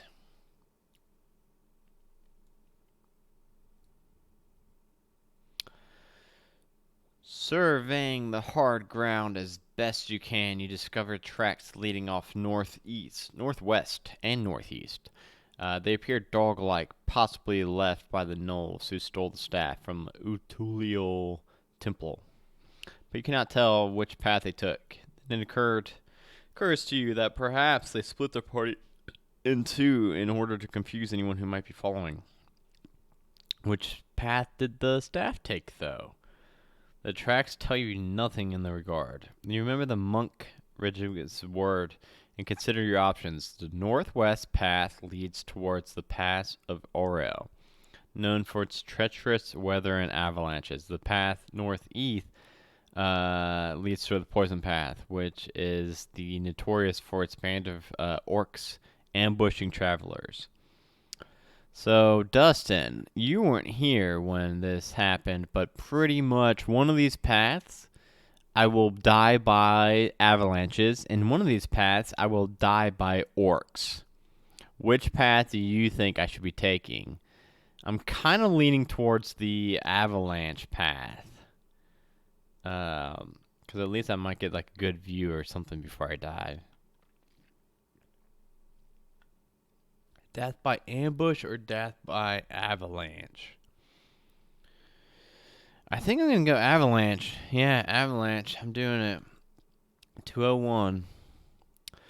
You set out northwest towards the pass of Erel, anticipating the dangerous weather and terrain you might encounter there. However, the idea of a gully that orcs use for ambush doesn't appeal to you. You would much rather face the wrath of the weather than the danger of an unseen attack. Yep. Your mind turns to your quest and the retrieval of the Frostbringer, the staff of Bearclaw. All you know so far is that it was taken by a band of marauding gnolls who stole into the village some nights ago. You wonder what their motives were and how they organized themselves so well to slide past the village gatekeepers, hardened warriors themselves, you thought. Perhaps they had help. Perhaps they were sent here by someone who held a promise of a reward or a threat over their heads. There's more to this that meets the eye, you reason. Gnolls are not known for their cunning. In the hazy blue distance, the mountains sit, picturesque and serene, given no hint of the dangers that lie within. About a half a mile ahead, you see something moving, a column of cold weather rotating, churning like a whirlpool. It looks like some kind of ice tornado. Fuck yeah! What do? Will you divert your course to avoid it? Go to entry 69, giggity. Or will you stick to the path you are on, hoping that it changes direction? What are you guys saying? Do I try to divert my course to avoid it or hope that it's going to change its direction? I will say that this entry 69 is not working. John, you want me to stick with it? I kind of like that because the entry 69 link isn't working, so it's easier for me to just click and just, all right, I'm doing it, Johnny. I'm going to stick with it. 289. I'm just hoping that it changes by the time I get to it. You stick to the path, not wanting to lose your direction in this icy wasteland, and continue northwest. Watching the column of icy weather as it approaches, you see that it begins to veer off to the left. Fuck yeah! From the main path. And you allow yourself a slight smile and a fuck yeah! pleased at your decision. Maybe if you had moved off the trail, you would have walked right into the path of the tornado. I bet it did. I bet if you walked off it, you got fucking screwed. Awesome. 195. Good call, you guys. Good call. As you trudge even further northwards, you enter a small valley where the snow is thick on the ground, thigh deep. Do you possess snowshoes? I sure as fuck do. If you do not, your movement is halved until the text says otherwise. But I do. So, as you look down into the valley, you see a river, icy blue, snaking its way along the valley's bottom. Carving a course through the thick snow, the top of the river appears to be frozen while the water runs beneath the transparent ice. Some way ahead, you see a bridge that spans the frozen river. It looks like you will have to cross, and the bridge seems like the only way. To make your way towards the bridge, go to 172. To take your chances of walking over the thin ice, go to 317. I think I would take the bridge, you guys. What do you think?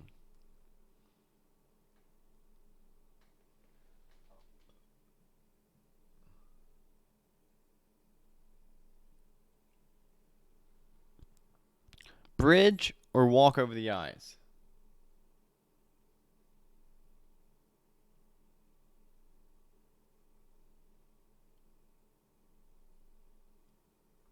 Bridge. Yeah, I was thinking bridge.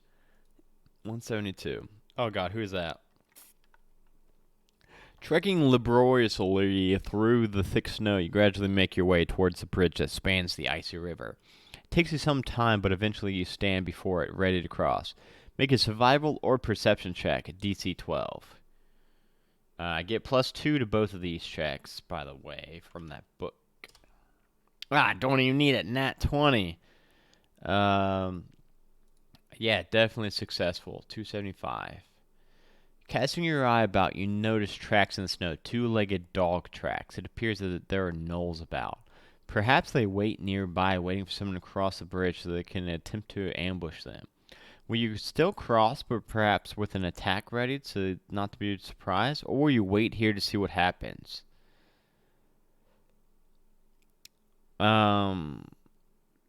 So, Dwayne, I missed a tornado while you were gone. I took the snowy avalanche path and not the orc path.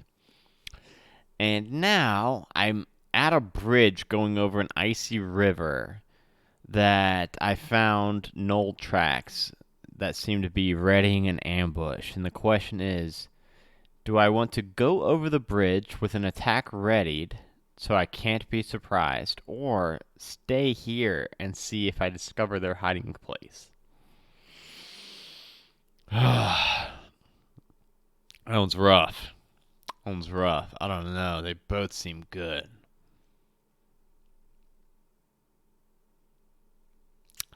I don't know if something bad's gonna happen if I fucking wait. Wait? Okay. I'm gonna wait to see if I discover their hiding place. 327. Knowing that gnolls possibly lurk nearby, you pause, scanning the area for any sign. You could use this pause as a chance to prepare yourself for any battle that might be imminent. For example, by wild shaping if you're a druid, or casting mage armor or mage imagery yourself, or you could simply ready an action. Okay, well, before I read any further, I'm gonna ready an action. I'm gonna say if I see a fucking gnoll, I'm shooting with my firebolt t-shirt cannon. Suddenly, you see an arrow shearing towards you from the other side of the river. Being primed for action, you easily dodge it, ducking out of the way, and then from behind you, you hear a horrid yowling as another gnoll reveals itself, rushing out from the scrub towards you. He has a longbow across his chest and is brandishing a spear at you. Fuck. Go to Gnoll Combat Sheet, River. So I gotta scroll down a little bit because that link didn't work. Gnoll Combat Sheet River.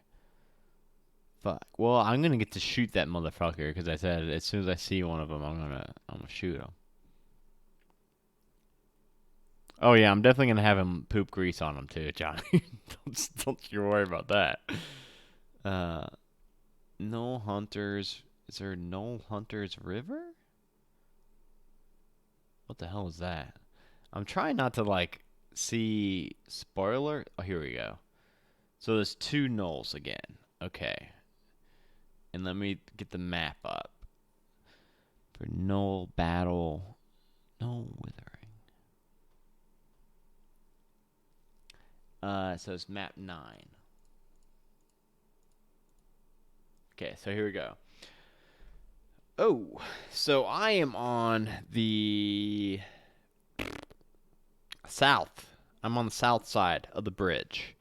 If you guys can see that right there. Whoops, let me go back. Alright, so you can see my mouse cursor. So I am this PC right here. There's one knoll right here, one knoll right there. This one's coming at me with his spear drawn, and that's the one that I'm going to pop off a shot, my readied t-shirt cannon thing. 7 plus 6, that's going to... No, that's not going to hit him. I thought they only had a 13 armor class. So no, 7 plus 6, so I pop off that shot for freezies. And it whizzes past him. Now I'm going to roll initiative, and I always roll my initiative first. 17 plus 2. And then they get a 3. So I get to go first. First off, ow. I was going to have my owl poop on him, but first I'm going to have the owl roll. Yeah. Okay, so this... wait a second. Sorry, I'm gonna retcon a second. Since I had that ready to attack, I'm going to also say that my owl gave the help action. So, like, while he was running at me and I had that ready shot popped off him, I'm gonna have had my owl also ready a help action to swoop in on him and distract him. So I'm gonna get advantage on that firebolt attack. Yes. Yes. Not great, but I at least hit him now with that and do 2 fire damage to him. Now, I get to go first. The question is, do I want to give myself temp HP or attack? So I'm going to have him do the help action, because now I know this owl can do a help action every time and also bonus actions. So I'm going to have him first give me help action, and I'm going to shoot another firebolt at this motherfucker. Don't even need that help action. Look at that. I get to roll 2 d10s now. Holy shit. Fuck, that guy's like... Oh, yeah, he's like knocking on death's door. Okay, I'm going to have the owl go and poop on him now. 17 plus...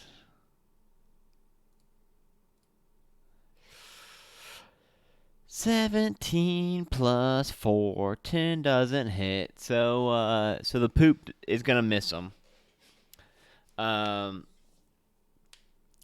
now it's going to be the Knowles' turn. And what do the Knowles try to do to me? What do the Knowles try to do for me?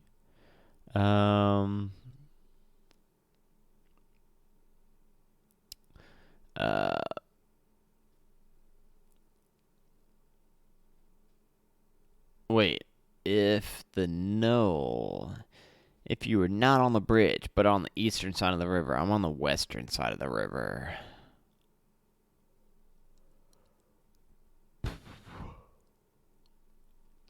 Okay.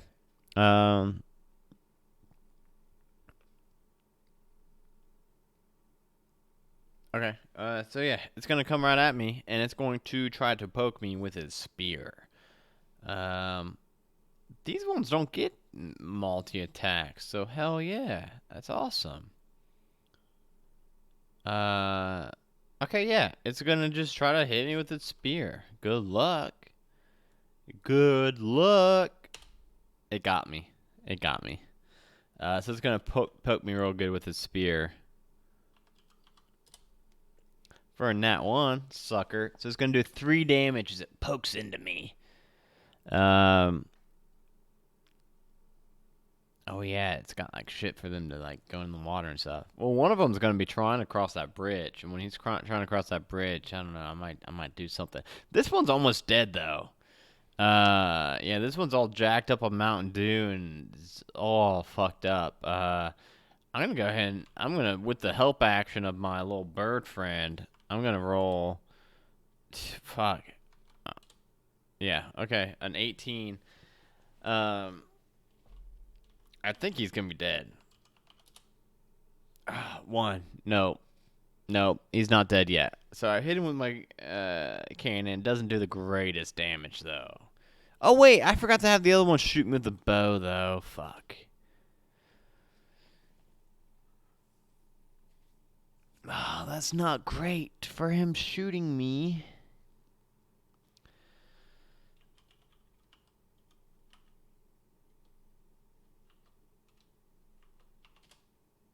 Fuck! He just hit me for 13 damage. That's quite a bit. Quite a bit indeed.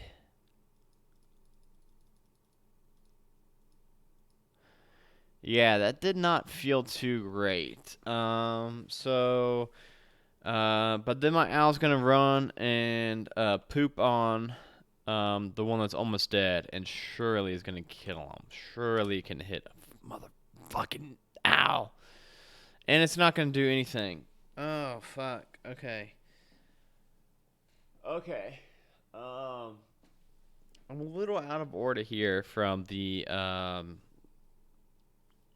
because I accidentally messed up the Knowles move. I think it's back to my turn now. I think I went out of order a little bit with the Knoll with the longbow, but I don't think I attacked yet. I don't think. So I'm gonna try to kill that one, the weak one. I'm gonna have him use my help action. Okay, cool. So he's gonna be dead no matter what. Yeah. So the weak one that's right up on me with a spear, I pop him with my little hand cannon t-shirt gun and burn him away. Uh, I'm gonna have the owl then give me how many temp HP can he give me? 2d6 plus 6. He's gonna give me 2d6 plus 6 temp HP.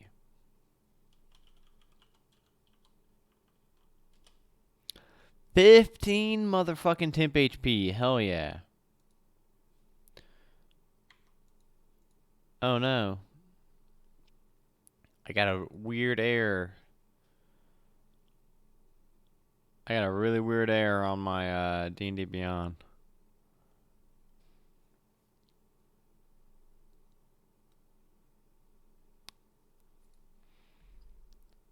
Hold on. Trying to give myself that 15 temp HP. Is D&D Beyond broke? Well, okay. Yes. 1 second. My characters. Garrick.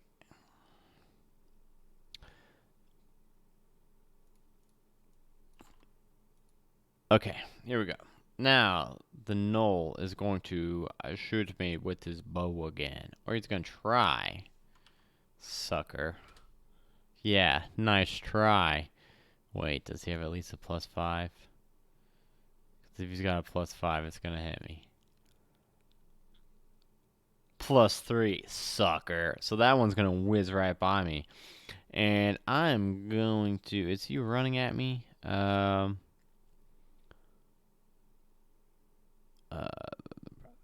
So they're just trying to get maximum range of the longbows. So he's like on the bridge shooting at me. So I'm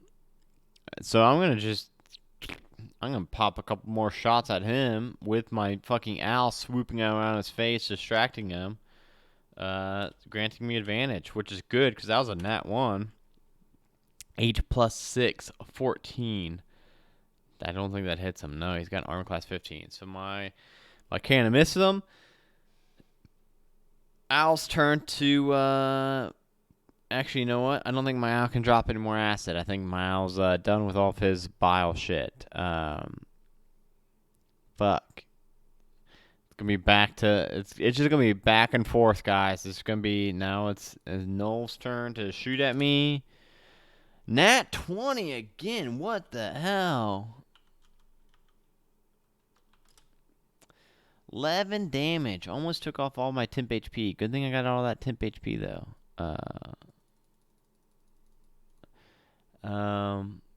Okay.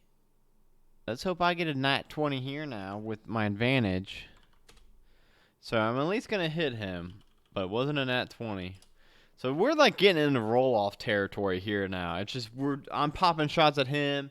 He's popping shots back at me. Let's do it. Fucking hit me.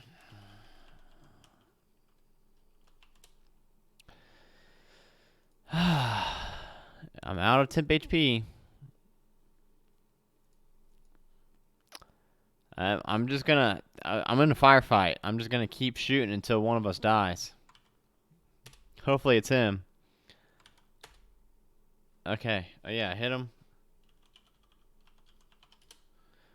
Damn, a 10. I'm gonna have to roll up real quick, and I'm gonna have to see how much damage exactly I've done.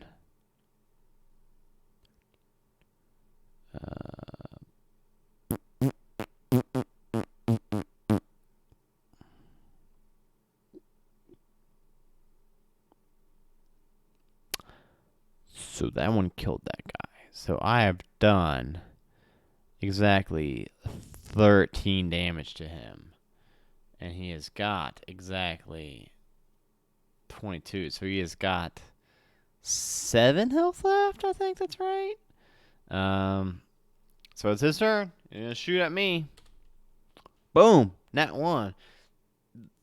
What the fuck can you do? His string on his bow breaks with a nat 1. I'm calling it now. And now it's my turn. With advantage of my owl swooping around his head.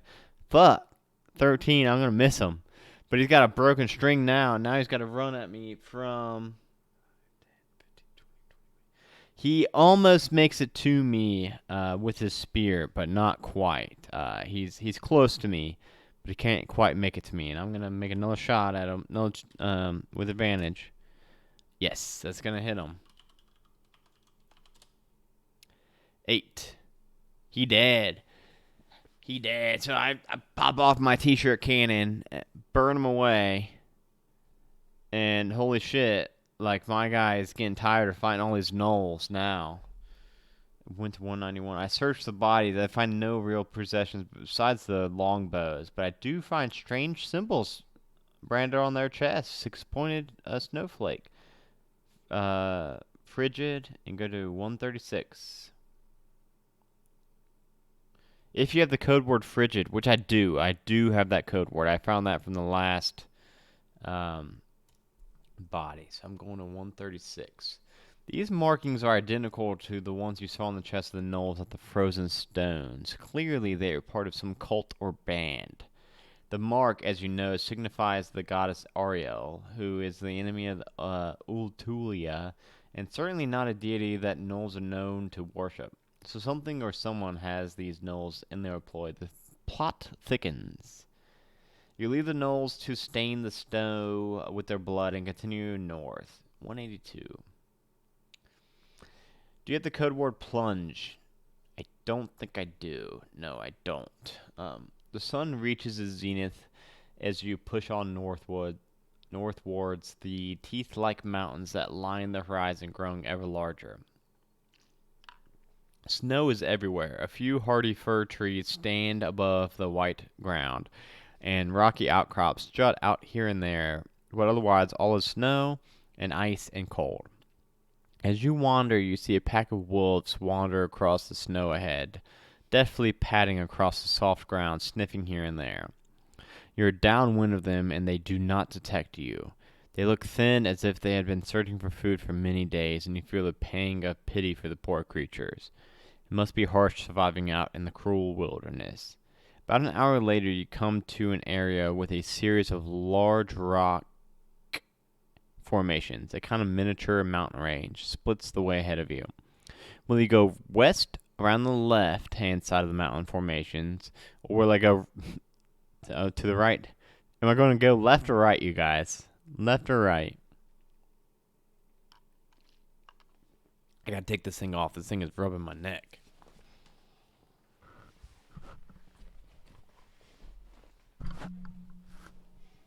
Whoa.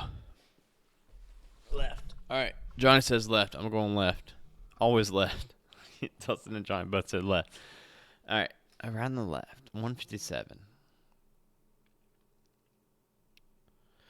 Keeping the large rock formations to your right, you continue north towards the mountain range that separates the northern reaches of the ride from the tortured land beyond. The snow thins a little here, and you are able to make good progress. Rounding a large bluff that juts out into the icy plain, you are surprised to see a large structure, clearly a fortress or stronghold of some kind, sitting on a rise in the middle of this open area. Spikes line either side of the road that approaches it, and the solidly constructed castle is surrounded by a tall brick wall. It is clearly inhabited. Plumes of smoke rise from the several chimneys, and a banner flaps in the stiff breeze coming from the west. To approach the front gate and announce yourself, go to 4. To move past the stronghold and continue north, go to 186. To stop and see whether anyone rides out to meet you, go to 262. Guys, now we got 3 choices. Go past the stronghold. Announce myself, or wait and see if anybody comes out to me.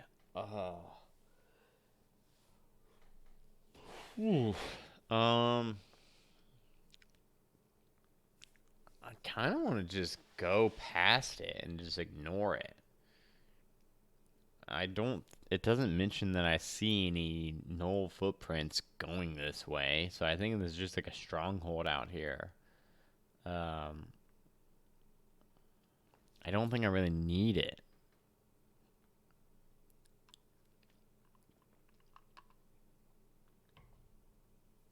What do you guys think? Continue on?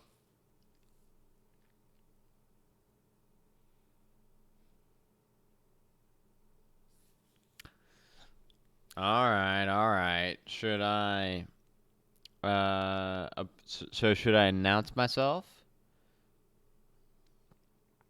Go to the front gate, announce myself? Or see if anybody rides out to meet me?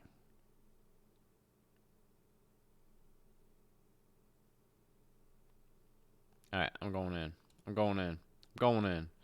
Boldly you stride up the causeway that leads to the front gate of this isolated fortress. As you get closer, faces appear in the small windows which dot the stone walls, and you realize that your approach has not gone unnoticed. Halting about 5 meters from the gate, you announce yourself in a loud voice. I'm here! A disembodied voice replies, What business do you have with the Lord Braggle, traveler? I've come to test my powers against your lord. Why would I do that? I'm on an important mission and wondering if he can assist me. I'm traveling through looking for hot meal. In return, I will share stories.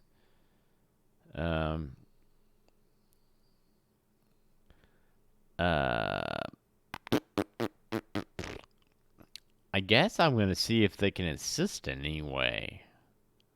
I could definitely use some help. I am on an important mission and wondering if Lord Braggle can assist in any way. Yeah, option 2. Yeah, I like option 2. Let's do it. You wait a while. There's a long moment when nothing happens. Then finally the gates swing open, revealing courtyard and keep beyond. A female guard clad in chainmail comes forward, giving you the once-over. An important mission, eh? Very well. Well, keep your secrets, traveler. But how do you think Lord Braggle can help? Is it lodgings you seek? If so, they will be freely offered. Lord Braggle turns no one away. But I suspect you want to ask him for something more, She regards you for a little while longer, then seems to reach a decision. Well, whatever it is, you can ask him for yourself. Come, warm yourself by the fire. Will you accept the offer of accompany her? No, you guys said I wanted to make friends. Oh man, this link's broke. 345. I gotta find 345.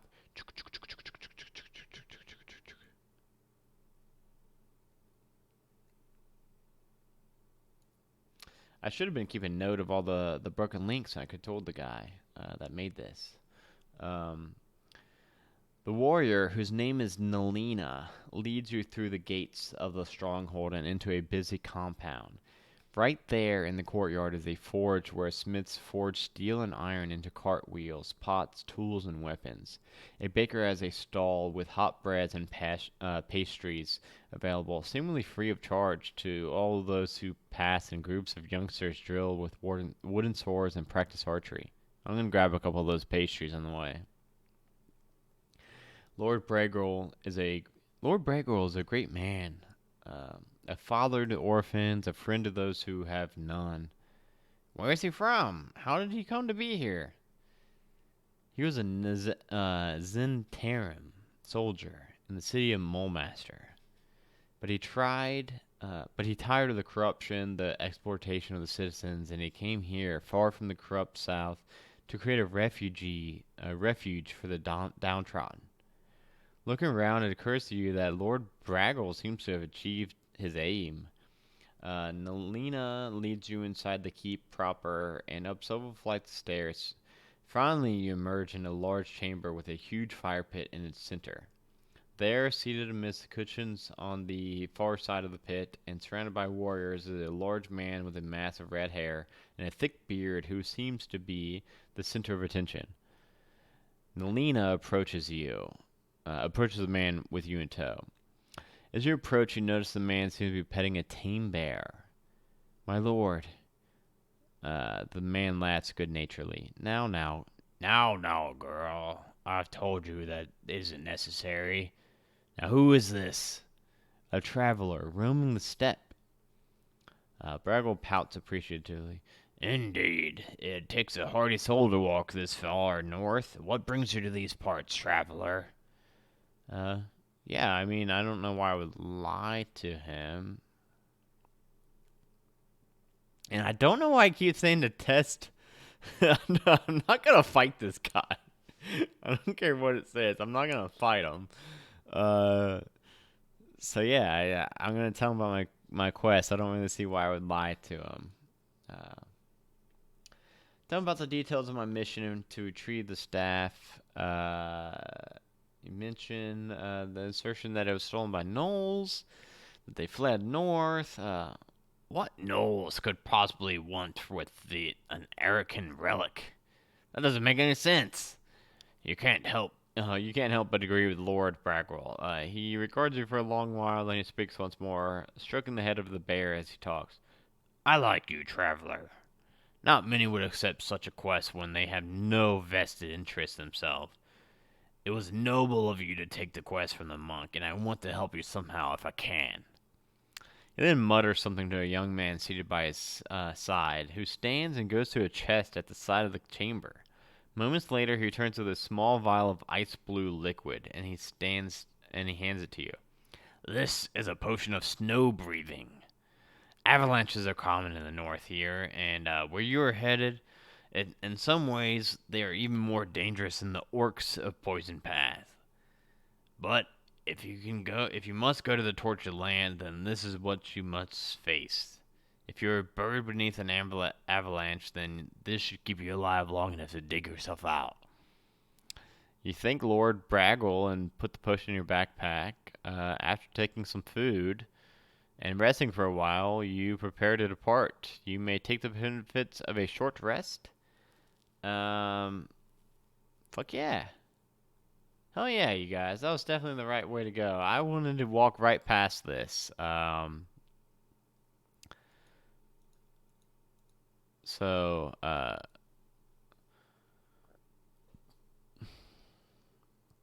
I'm just taking a short rest real quick on D&D Beyond. Okay.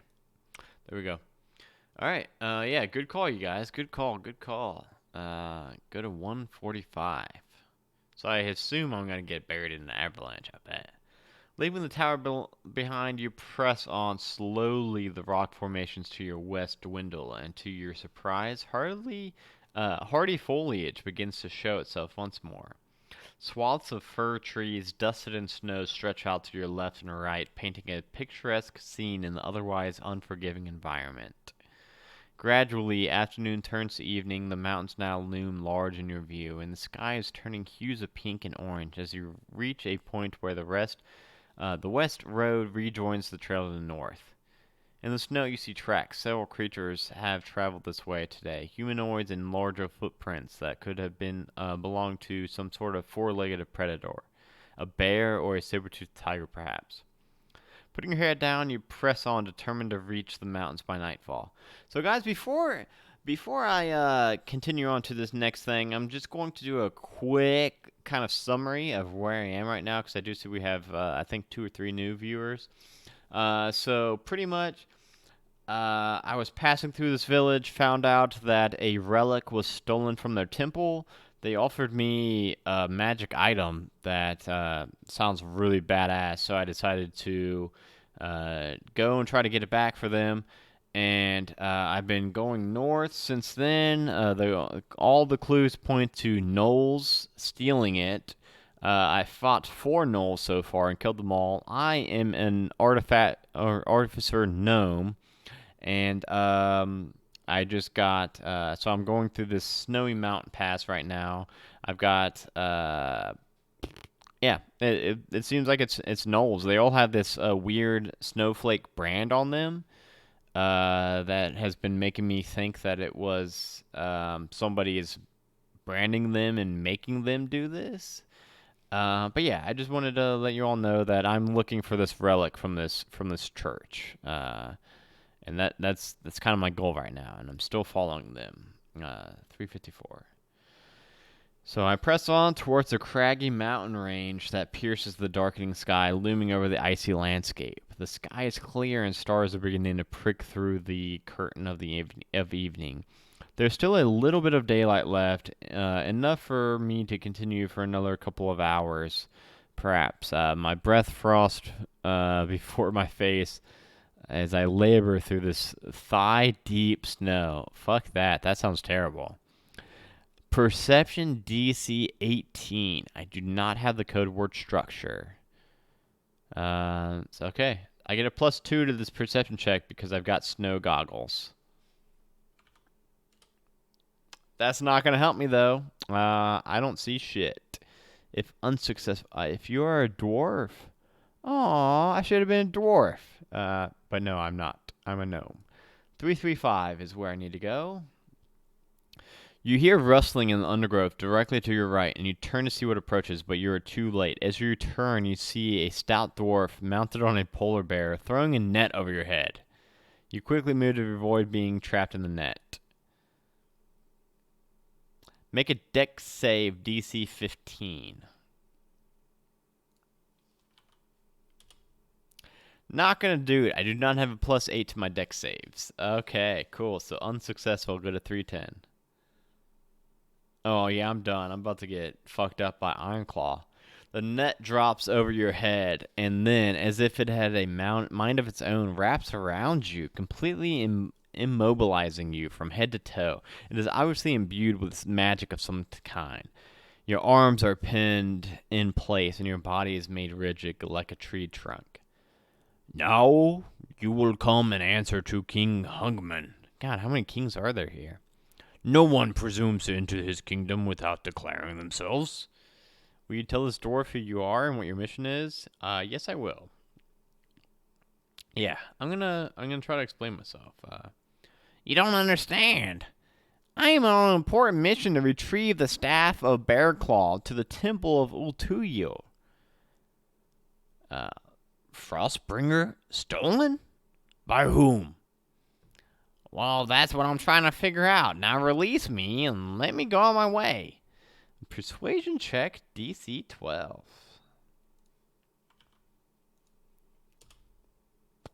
9. Oh, someone. Oh, new. Oh, Tailbinder. Dwayne just subscribed.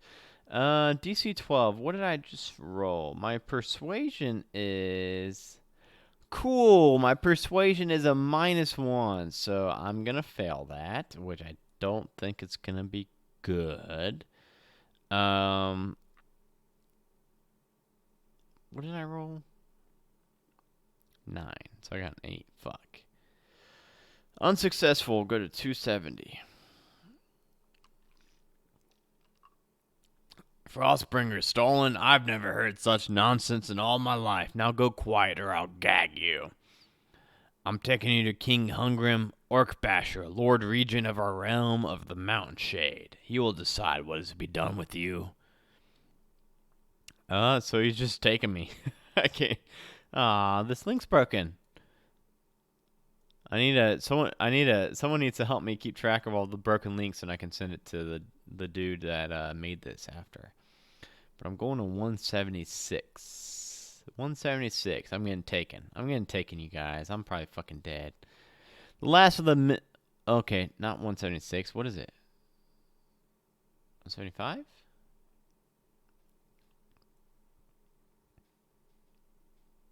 You're pulled quite some distance through a thick fir forest until you see, from your view tied up on the sled, tall wooden gates sliding past. And then you are within a compound of some sort, surrounded by dwarves who all gaze with astonishment of a new prisoner. The dwarf who captured you, whose name you still have not learned, stands up and frees you from the net. Then, escorted by a dozen or so heavily armed warriors, you are led inside a large keep. The room you are led into is nothing short of a throne room, a medium-sized gallery where warriors line each side of the hall. At the end of the gallery is a throne, not situated on dais on which a middle-aged dwarf with a thick beard and clad in furs is seated. Greetings, friend. Approach. You feel several axe heads prodding you in the back, and you see no other choice but to approach the throne. Gradually, you near the throne, and the beaming king nods, apparently pleased with your appearance. First of all, I'd like to apologize for Brugli's abrupt manner. He can be rude at times, but you must understand, we are in the wilds here. We must protect our borders vigilantly, and so, if you enter our realm of the Mountain Shade, well, would you care to tell me what brings you here? You're mindful of your quest, and you see from his bearing that this king means you no harm. Wasting no time, you relate the details of your quest and your mission to retrieve Frostbringer. Woo! That one got me out of breath. The king falls into silence. Knowles, you say? There can only be one explanation for this, and if I'm right, it confirms what I have thought for quite some time now. Go on. The king regards you for a moment and then begins speaking. Some distance due east of here is an abandoned castle. It is generally avoided by both my warriors and by the barbarians. A long time ago, it was occupied by a mighty warlord, Agnam Wintersong, a man who ruled over this area with an iron fist. He kept a small army, and they imposed some sort of order of these lands. But they fell victim to a terrible curse, and now the duty falls to us. The man had 2 sisters. Those 3 children grew up under their father's watchful eye, who was the previous castellan. But after he died, one of the sisters became withdrawn, obsessed with the occult, and especially with the story of Ultuia in Auril. Do you know it? Little bit. Ultuia is a lord of ice. He had some power drained from him by Ariel while he slept. She was trying to weaken him so that she could steal his dominion. Yeah, that's the gist of it. And now, this sister, this Arieliana, became a devout follower of this goddess. As a result, she became twisted by malignant energy. For this was a dark goddess. She left her other sister and her brother, and journeyed north beyond the mountains, where she could be alone in her worship. And the longer she stayed there, the more twisted and powerful she became. So, You believe she is behind this theft of Frostbringer? Perhaps. All I know is there are many gnolls in these lands lately, much more than there were before. Perhaps she amasses an army?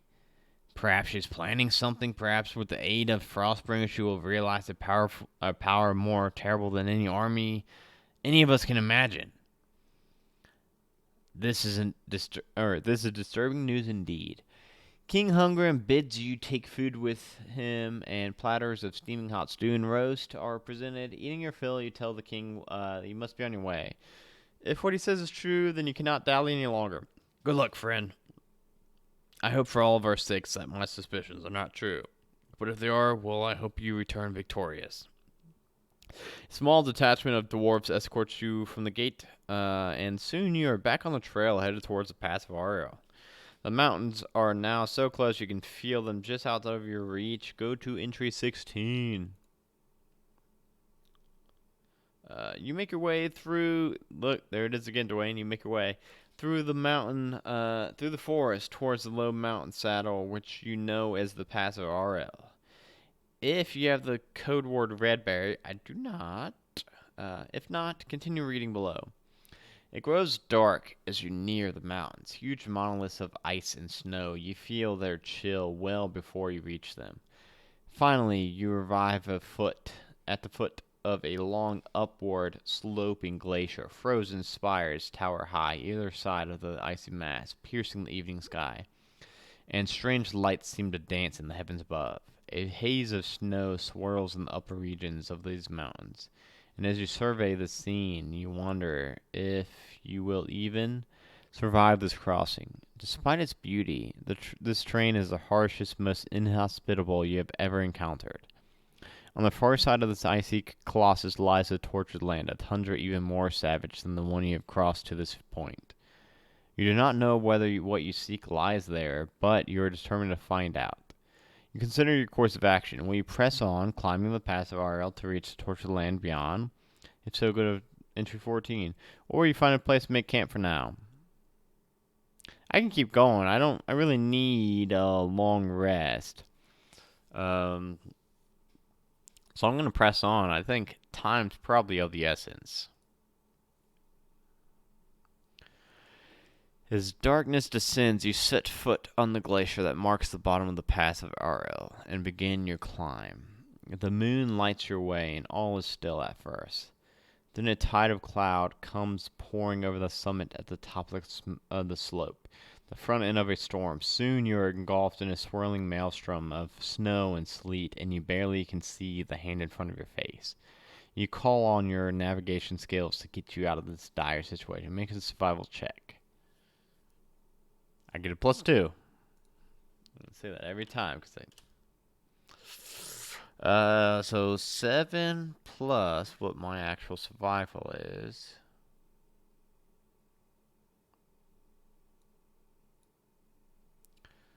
Eight.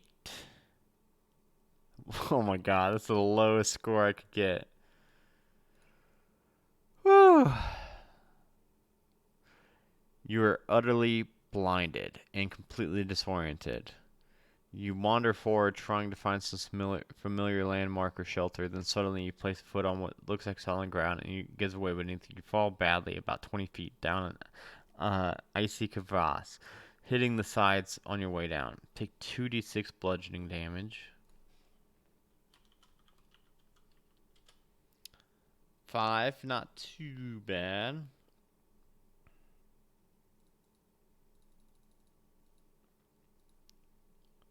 Not too bad, not too bad. You recover your wits and survey your situation, thinking that the only option now is to find shelter. You decide to stay in the crevasse and try to get some rest.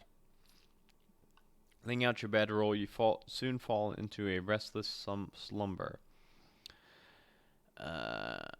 I only get a short rest, not a long rest. Okay, well, that would heal me. I'm going to do that. I'm going to take a short rest.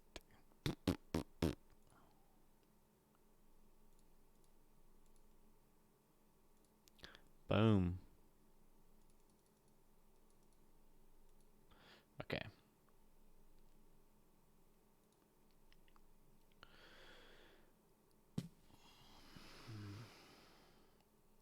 Okay, that wasn't too bad. I push on, gradually making my climbs up the slope as the sun climbs into the sky. By midday, you have reached the summit. The view of the north is beautiful in its own but bleak. The landscape is utterly white, a frozen waste. Descent on this side will be precarious and steep, and you will need to watch your footing. Once you reach the plain, a journey of less than a day should take you into the valley, flanked by rocky planks.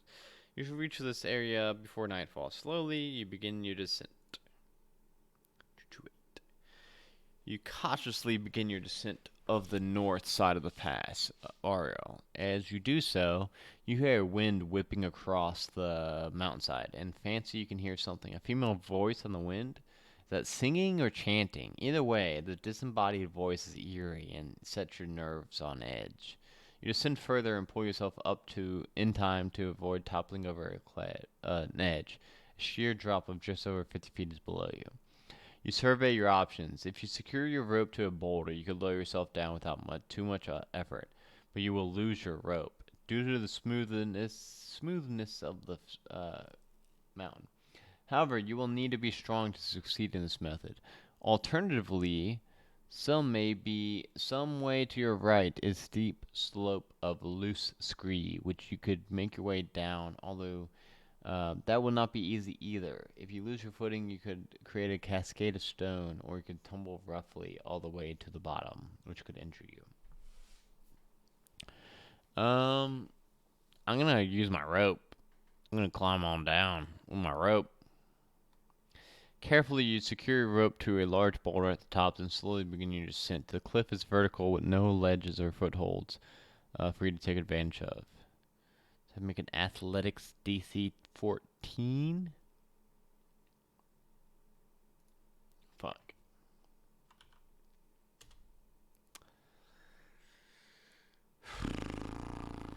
Guys. I shimmy down, trying to reach the bottom, but unfortunately, by the time I'm halfway down, my arms are burning with fatigue. I fall 30 feet. I take 2d6 more damage. Oh, shit.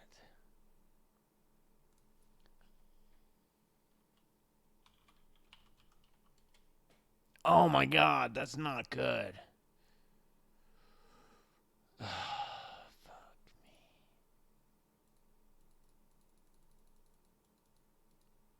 Fuck.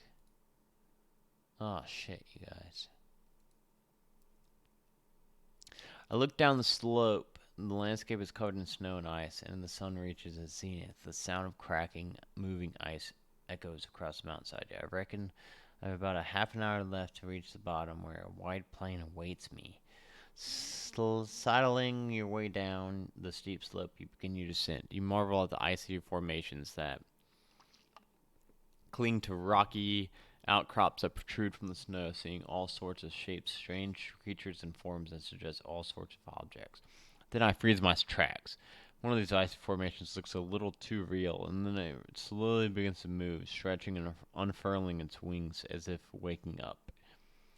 I realize in horror, without realizing it, I am standing about 20 feet away from a dragon-like beast that now turns its elongated head this way and that. Perhaps sensing a disturbance, so far it doesn't appear to have seen you. Your blood turns cold.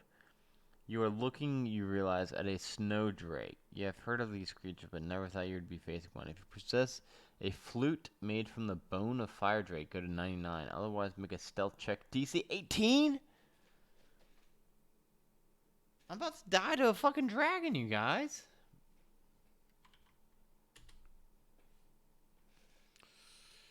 It's not gonna do it.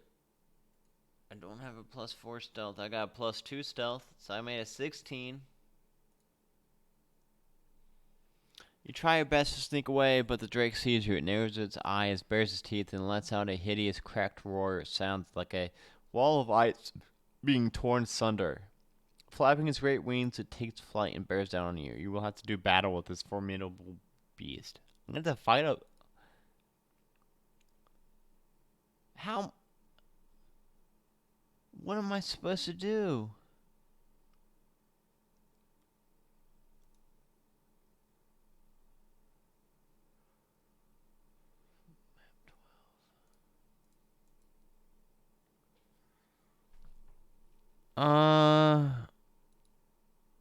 Okay, guys, I think this is where I die.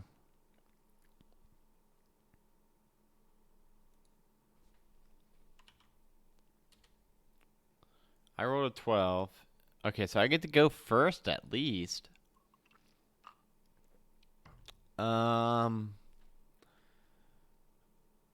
Any suggestions at all on how to kill a... Let me see what it does. It's gonna swoop down immediately. It's gonna immediately take flight and attack me, swooping in and then flying past to the limit of its movement. Every time this happens, make a dex save. Whenever the check is unsuccessful, I can't make an opportunity attack. It can bite. It can tail. It can bite and tail and then fly away.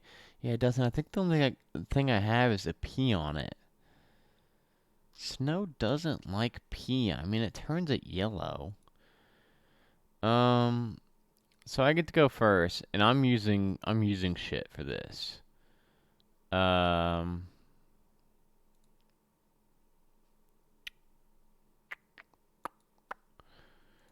Dustin, would you suggest giving myself... Okay, so I've got... Okay, so Dustin, listen here. I've got my t-shirt cannon that gives me firebolt.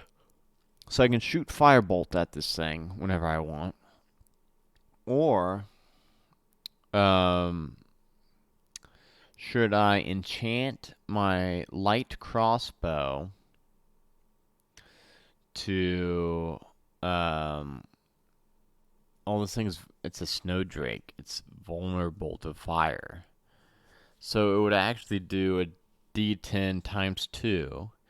Or should I enchant my light crossbow so that it does a d6 of damage plus I could enchant it with a d6 of fire damage, so 2 d6s. I think the 1d10 of fire, which it's vulnerable to, would be more damage. Don't you? I don't know how I'm going to kill it. I really don't see me killing this thing. I see this thing killing me. For sure.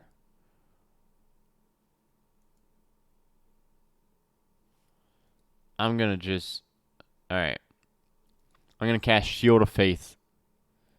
Yeah, I'm going to do the Firebolts, which allows me to cast Shield of Faith on myself, which gives me a +2 armor class for the time being. So I've actually got a 16 armor class now. Now it's my turn. Oh, wait, was that an action? That was a bonus action. Cool. Well, you shoot them out, I'm sure. No, it's like a... basketball games and stuff where they have the t-shirt guns. It's like a gun that shoots t-shirts out, like a big round thing. So I'm gonna have my owl fly in his face and give me advantage, which is good. Okay, so I'm gonna hit him.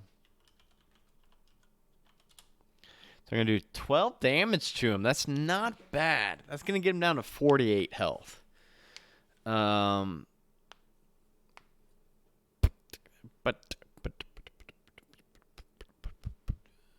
And then I'm going to have my owl give me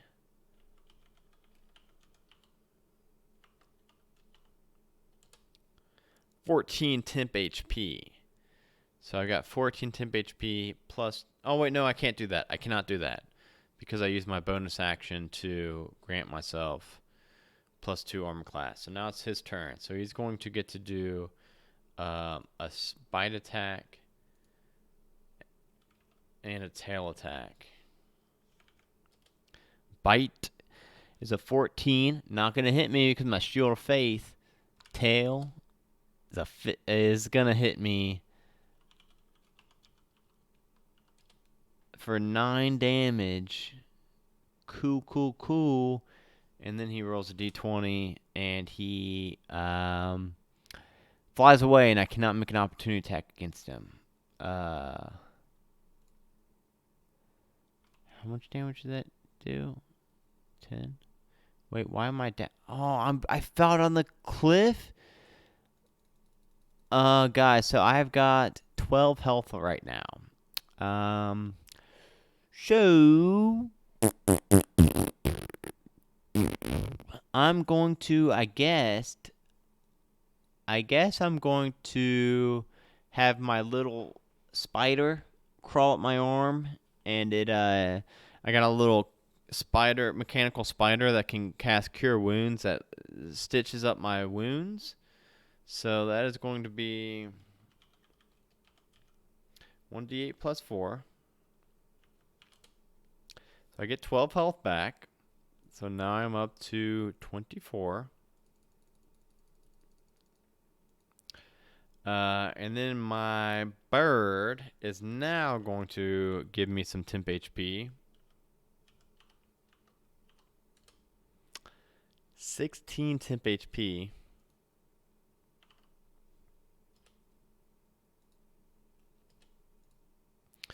Okay, I'm liking my odds.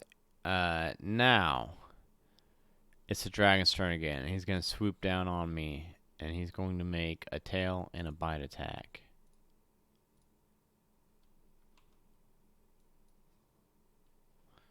Yeah, my little spider stitches up my wounds for my cure. That's my cure wounds. It's a little mechanical spider that like gives me stitches.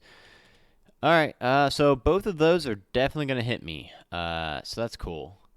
So it is a roll 1d8 plus 3 and roll 1d6 plus 3. So plus 12 damage. So I think my temp HP is almost gone. I got 4 temp HP left and 24 health. I am going to have my bird grant me advantage, and I'm going to shoot a firebolt at him. It's going to hit for 10 damage. So that is... I forget how much damage I did the last time. I did 12 plus 10, 22. So he's almost half health. But now it's his turn. Yeah, it's his turn now. That's going to miss. That's going to hit. So he comes down with a bite at me and misses. Then he's going to swoop and butt swoop me with a tail swipe for 6. Oh, fuck.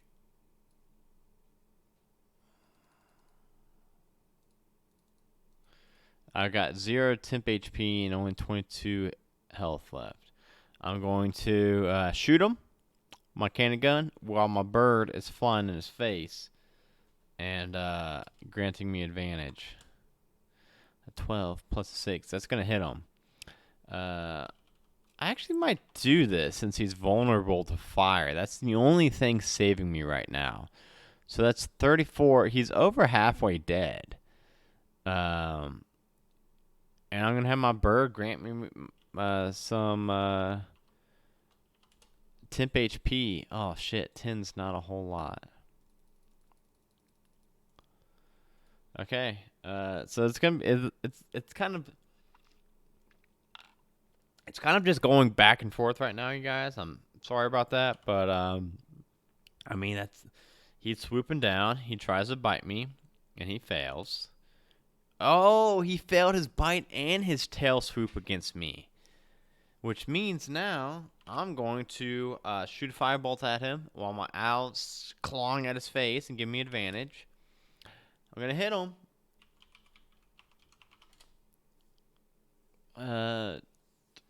I've done 45 damage to him out of 60 health. He's almost dead. Yeah, I can't believe I think I'm actually gonna do this. Oh my god, why'd I say that?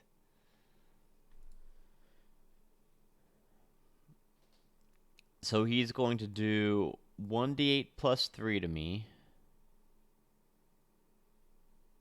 Wait. Yes, he's going to do 1d8 plus 3 to me and 2d6 plus 3 to me. Fuck. His bite. Okay. His bite only does 4 damage to me. So I am now down to... Okay. And then...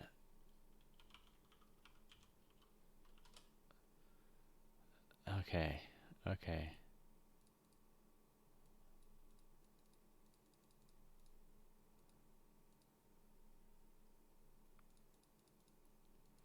I'm down to 18 HP. I think I can still do this. I got advantage. 19 and 18, cool. Fuck. Okay, so he's going to be down to 9 health. He's got 9 health. 9 health. 9 health. 9 health. Dustin, should I have my bird? My bird can only do 3 like spells a day. Should I have my bird? Wait a second. It could acid spittle every time. I could have been using acid spittle every time. I'm gonna have him acid spittle. Oh my god. 7 health. How much health did he have left? 8. He's got 1 fucking health left. So now he's gonna attack me. Both of those are gonna miss. So now I'm gonna shoot him with advantage. That's right. And he's got 1 health left. So let me see how much. Bam! I actually do 14 fire damage with my firebolt gun to him. Wow. I'm pretty proud of myself. I just killed a fucking snowdrake. I killed a drake by myself at level 4. That's pretty cool. The beast lies dead, blue blood trailing out across the snow. After gathering your breath, you look down the slope and continue your descent. But I'm like almost dead. But I'm like dead. You finally reach the bottom of the mountain and you breathe a sigh. You have made it through the pass of Aurel in one piece, but your jubilation is short-lived. Ahead, you see several more miles of steppe before another range of mountains. And there, in the far distance, you fancy you can make out a stronghold of some sort, perched atop a rocky peak. Something tells you that you must head there, that whatever you find there will provide the answer to the quest which Remigus gave you, for there is nothing out here but pain on the tortured land. Only white featureless plains and jagged peaks. Looking east, you think to yourself that the north side of Poison Path must not be too far away, and you wonder if that route would prove to be a safer path. I'm going to continue on my current path, man. Was that 92? Yeah. You set out determined to reach a stronghold that you can see amongst the peaks to the north. There is a chill wind which cuts through your thick layers. What you wouldn't give for a warm inn and a crackling fireplace. Then you chance upon something curious. A scattering of ruined walls coated in snow stand out here and there in the middle of nowhere. This was a house or a way station at some point, but has now succumbed to nature. What could have been out here, on this barren steppe? Moving closer, you notice in the midst of the ruin a staircase leading underground beneath these ruined remnants. The wind whips around the walls, making eerie echoes. Or is it the wind after all? You have a bad feeling about this place and are keen to get going again. Turning to the north, you suddenly reconsider this idea. Somewhere off and approaching fast, even more foul weather. A wide bank of fog is bearing down on you. A white mass that covers everything in its path. If you didn't know better, you'd think it was a creature of some sort of elemental, and you fear being frozen where you stand. Do I take shelter? Or take chances in the ice fog? Do I take shelter or go in the ice fog?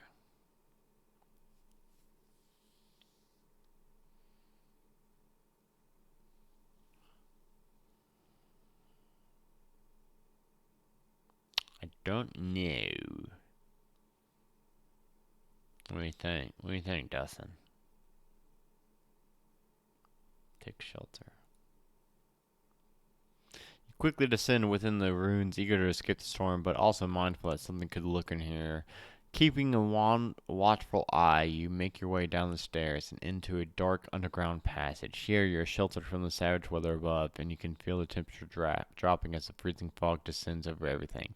But there is enough shelter that you are spared the worst of the effects. You congratulate yourself for choosing wisely. Scouting about, you can see something written on the walls here. You move closer and see scratched markings. It appears to be Arakan, but there are several words you don't recognize. Within your rudimentary knowledge of the language, however, you may be able to decipher what it says. Intelligence check. I am pretty smart as an artificer. DC 12. I think I got that. I think I beat it. Yep. I beat it. I got a +4.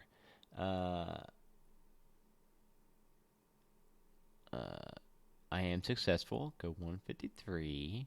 Spending a bit of time, you figure out what the markings say. Although you still can't make sense of it, it reads, "Beware of strangers in Darkwood. The Mardegal is always hungry." You shiver. It is icy cold now, and above you the fog is lifting and a blue, clear sky emerging once more. As you climb the stairs out of the underground ruin, you ponder what this chilling message could mean. What is a Mardegal? What is that? You have heard this word before.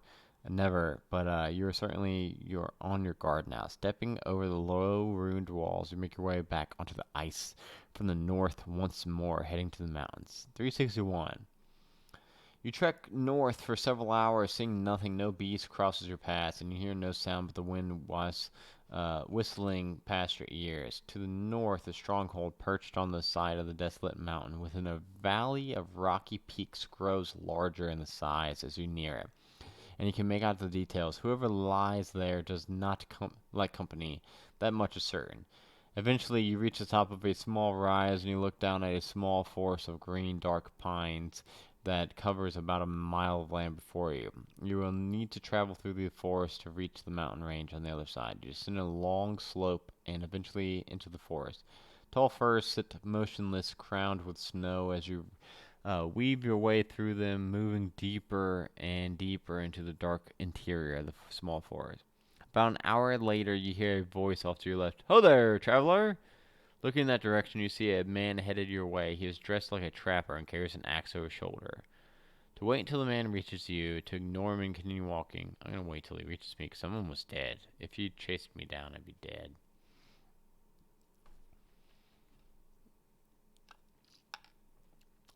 You stop, waiting for the trapper to catch up. If he is this far north, he must be a hardy soul indeed.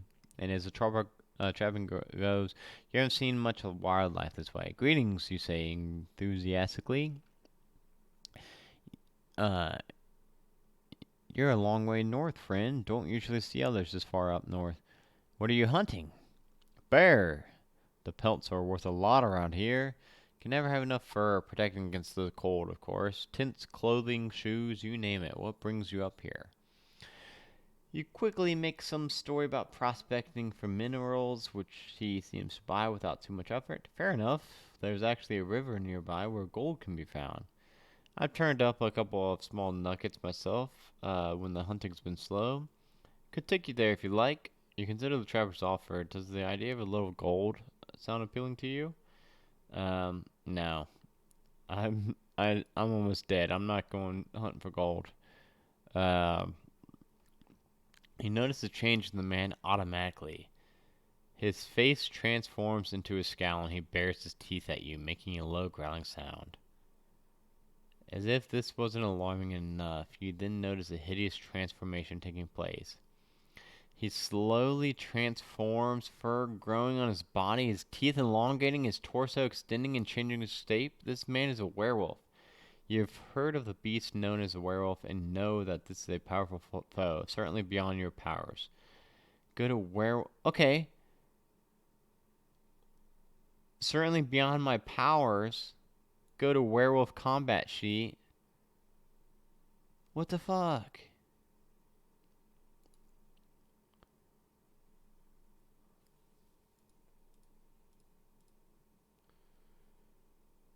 So he's right up on me. So Dustin, I think this is where it ends, my dude. So I'm gonna roll my initiative first, then his.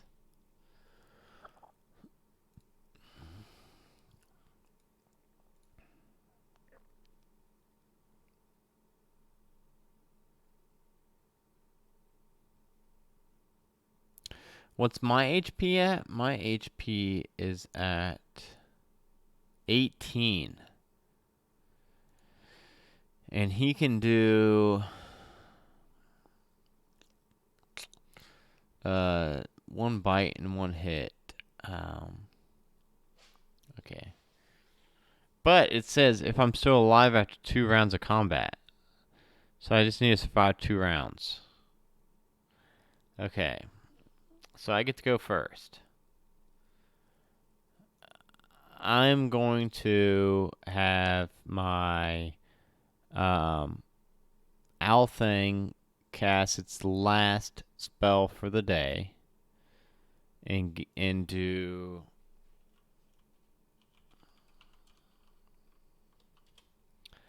give me 11 temp HP, which is a lot. And then it's gonna fly in its face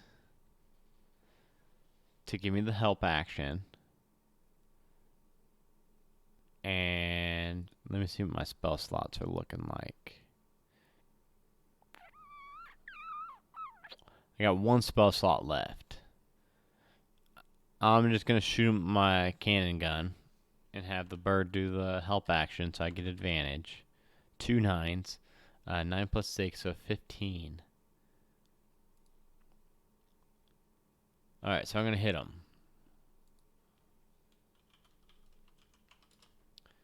For 5. Okay, so cool. So he's got 53 health now. Now it's his turn. So he's gonna run at me and do a bite and a claw. 7 plus 4. He's gonna miss with the bite, which is good. And he's gonna miss with the claw, so that's really cool. It's good. I'm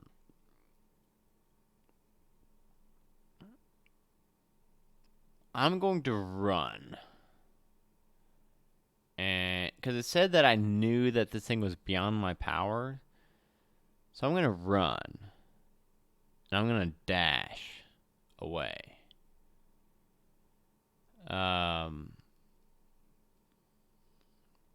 So for him to catch up, he's also going to have to dash. Which would mean that I would be alive after 2 rounds. Because the second round is him dashing. So I'm going to go to 266 and see what's going to happen now. Suddenly, I see the werewolf take a blow to the chest, but this is no attack that I made. The creature howls in pain, then another attack hits it square in the chest. Again, some sort of magical bolt. You feel a breath of chill air coming from the werewolf, and you see that it is much weakened, and then turn to see that an elderly woman bearing a staff is quickly striding towards you. She lifts her staff once more, and another beam of ice slams into the werewolf, dropping the beast to its knees. You stagger back, amazed at the power of this diminutive woman. The werewolf struggles to its feet, but the wizard is upon it now, and finishes off with a swift blow from her staff, which shimmers with an ice-blue radiance. The werewolf sprawls dead on the ground, and you watch. It transforms back into the man that you originally met. Am I wounded? Yeah, kinda.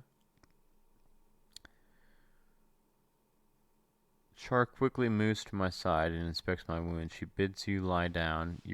If you were bitten, she takes time to cast the ritual to remove the lycanthropy. This old but powerful mage restores you to full hit points, and standing, she takes a step back and carefully looks you up and down. After a long while, the old crone speaks. Why have you come here? Is it because of my sister? You say nothing, unsure of how to answer this. I know what she has done. I am Shar Wintersong, Arielana's sister, the mage who lives in her keep high on the mountain. The stronghold you have no doubt seen, and it can only be from her that you have come. If she is the one who has stolen the staff, if she is the one who has stolen the staff, then yes, it is her I come from. Come with me. I go with her. Shar Wintersong is my true name, the old wizard tells me. My family once ruled these lands. My father kept a castle south of the mountains where he raised us. Myself, my brother, and my sister Arielana, she sighs. But not with everybody respected my father's rule. When he died, my brother Agnon became lord of the keep, and he tried to restore my father's rule, though through force. He was a cruel man, my brother, and my sister. She became more and more distant, obsessed with the cold goddess Ariel. I think all these years in the castle drove her insane, but whatever the case, she began to think that she was reincarnated from the Frost Maiden. She spent all of her hours in her little shrine, worshipping and learning the dark arts from the books that she had Agonon's men bring her from Ilbodon and Zintel to keep. Both she and I studied magic under the recommendation of our father, long since dead, and we were both excellent students, learning under the elder master who father hired for our education. But after father died, Ariana changed, and now she has shut us all out, even me. Shut out the world, locked herself within the castle. Why? What is she doing in there? Uh, Consolidating her powers. She dreams of reclaiming the rule of my father, which her brother Aganon was not able to preserve. I know the staff. It will increase her power, but the truth is, Ariana is already very powerful, and she must be stopped. You walk with Shar some way north in silence. Both of you stop at the beginning of the valley and gaze up at the stronghold where the ice wizard Ariana has in her lair. My sister placed a ward on her keep so that I cannot enter. She cannot face me. In truth, I think I am dead to her. Certainly, she is no longer the sister I grew up with. She has become twisted, evil, her mind disturbed and consumed. Please. I know it is probably a lost hope, but if there is any way she can be saved, defeated but not killed, perhaps there may be a chance I could get through to her. My mission is to retrieve the staff. I can't promise anything. This is a plaything father gave her as a child. When she came into the land to the north of the mountains, she left it behind. Perhaps if you get a chance, you could show it to her. It might stir a memory in her. Um, you open up the little box, and inside is a miniature landscape with snow-covered trees, tiny boulders, and a stream. It is an illusion of some kind. As you watch, the scene comes to life and begins to move, and a little girl walks across the snow with the dog.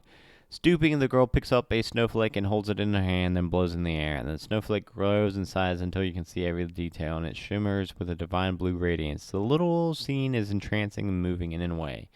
When you look up, Shar is gone. Turning north, you see an imposing perch high. Okay, I'm gonna go fight this lady. You make your way up the valley towards the stronghold of ice mage Ariana. You wonder if your approach has been noticed already. There is nowhere really to hide in this open, frigid landscape, but that doesn't deter you from your quest. As soon as you reach the foot of the mountain on which the stronghold sits, you begin your ascent, pulling your cloak around yourself tightly as the wind whips around the rocky crags and buttresses of this harsh and inhospitable peak. Soon you are approaching the keep itself. You stop some way off and survey it. You cannot see any sign of movement outside of the keep. Two large stone doors stand at the base of the tower. You give the keep a good look over, but you can only see one other potential entrance, a tower window, high on the keep's right side. To approach the stone doors at the front end, or if you have some way of reaching the window, go to the tower. Yeah, I think I actually do have a way of getting up that window. I have got rope of climbing.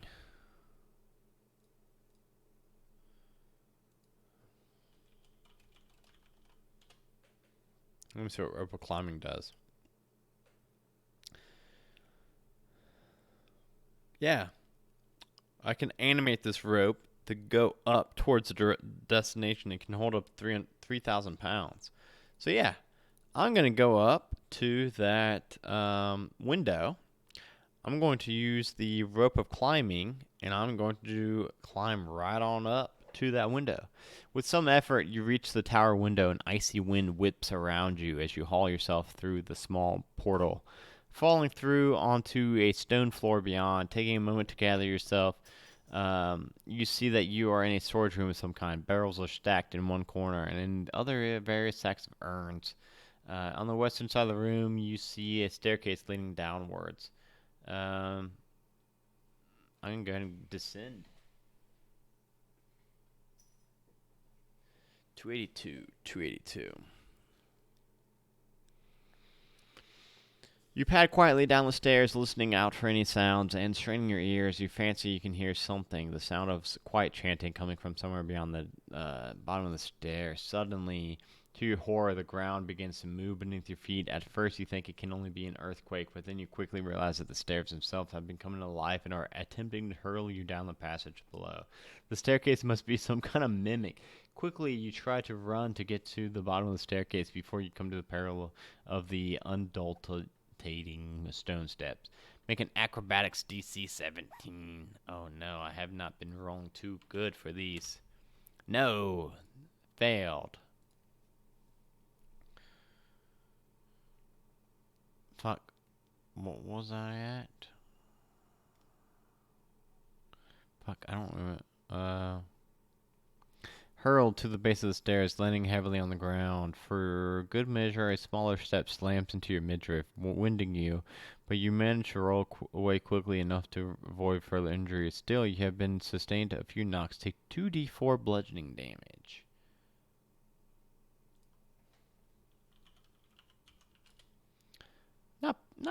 Not bad. Not bad. Okay. Alright. Reaching the junction, you look left and see double doors, the entrance to the keep that you saw before. Then, turning right, you peer down a long corridor that appears to lead to a chamber with a blue light emanating. A soft sound comes to your ears, chanting. Your senses primed, you edge slowly up the corridor, although a voice in your head tells you that your presence here has already been noticed.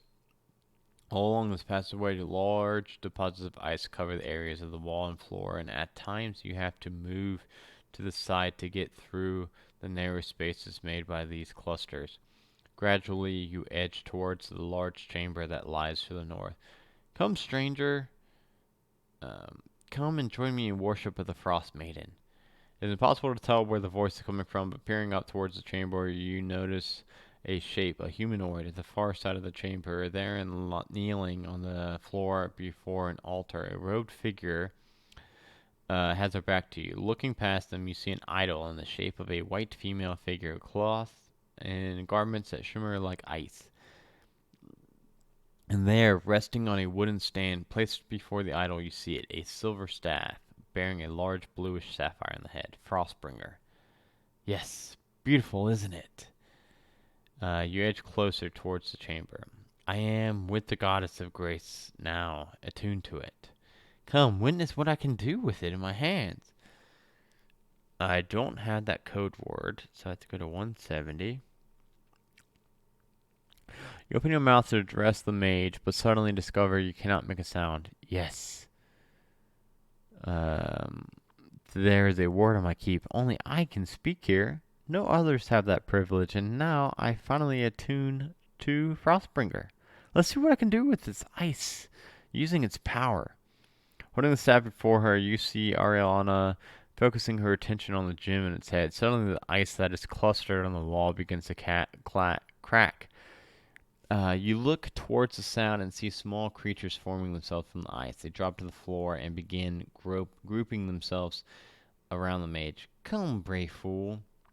See how you fare against the power of Frost Maiden. Now you can go to the Ariana combat sheet. So, Dustin, this is where I die.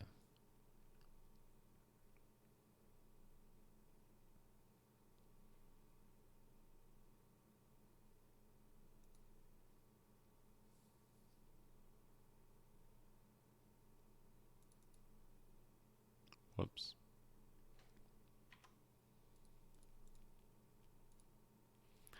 So I'm right there. I am the PC, and then that's the main lady, and then those are her minions. Okay.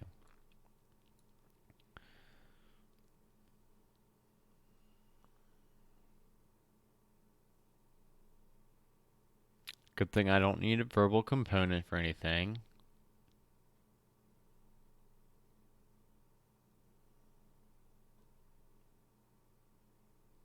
Sorry guys, I'm just reading this real quick.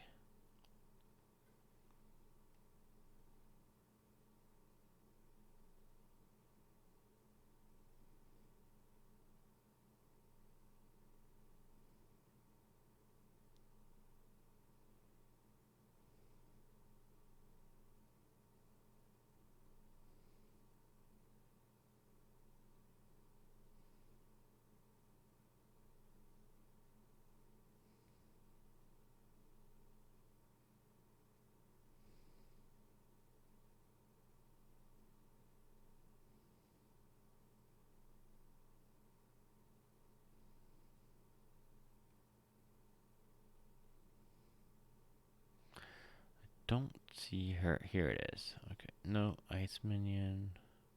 Okay, here it is. She's only got 36 health. 15 armor class. I'm gonna roll my initiative first. And then hers. And then the minions. Okay. So we'll go me, her, then, or me, then minions, and her. Okay.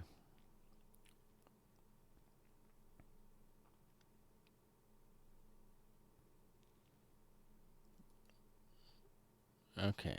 So I am going to, fuck. I don't think I have a whole lot of, okay.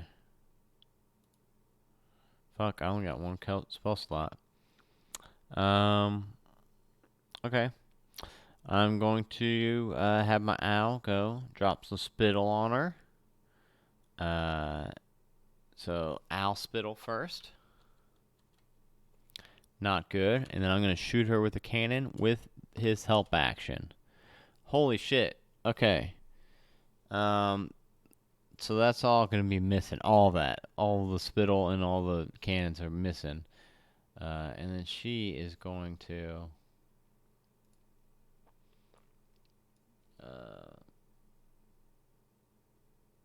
well, fuck.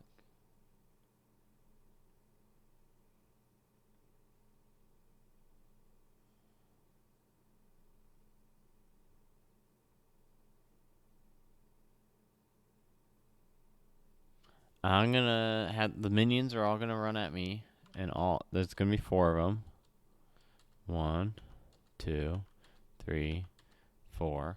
Only one of them hits me because they all have +0 for 1 damage. So I take 1 piercing damage. And then she gets to.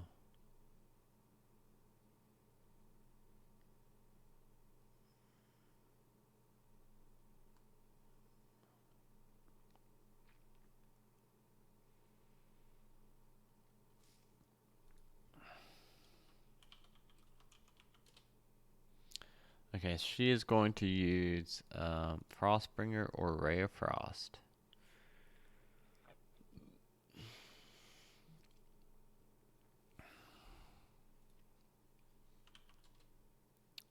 That's a +7, so that's going to hit me.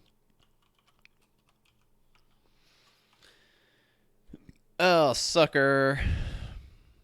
Not bad. But I'm running low on stuff, so I'm going to have my owl swoop on her and drop some spittle on her. For 9 damage? Hell yeah.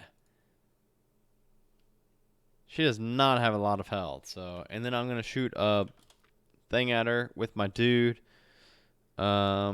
That's actually gonna hit her even with her mage armor because it's a 9 + 6. It's a 15.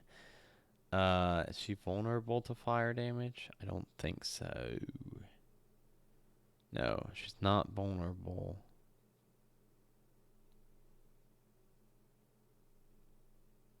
No, okay. So she's not vulnerable to fire damage, so she's just gonna take 7 + 9, 16. Holy shit, she's half dead, you guys. I might actually do this. I was thinking I was dead. Minion's gonna run at me again. Miss. Miss. Miss. Miss. All 4 of them is swarming me, piercing at me, and all missing. They all have +0. But then she is going to attack me with her staff. +7. 6, that is going to hit me. So a D8.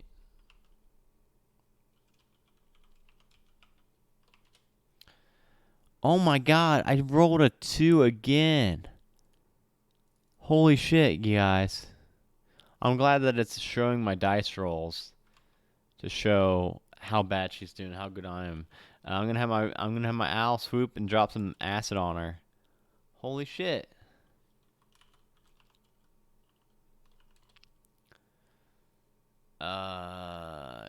She's down to 20 HP. I'm gonna shoot her with my. Oh fuck, that's gonna miss. My hand cannon's gonna miss her. Oh, I forgot she's actually supposed to be summoning more bad guys. Okay.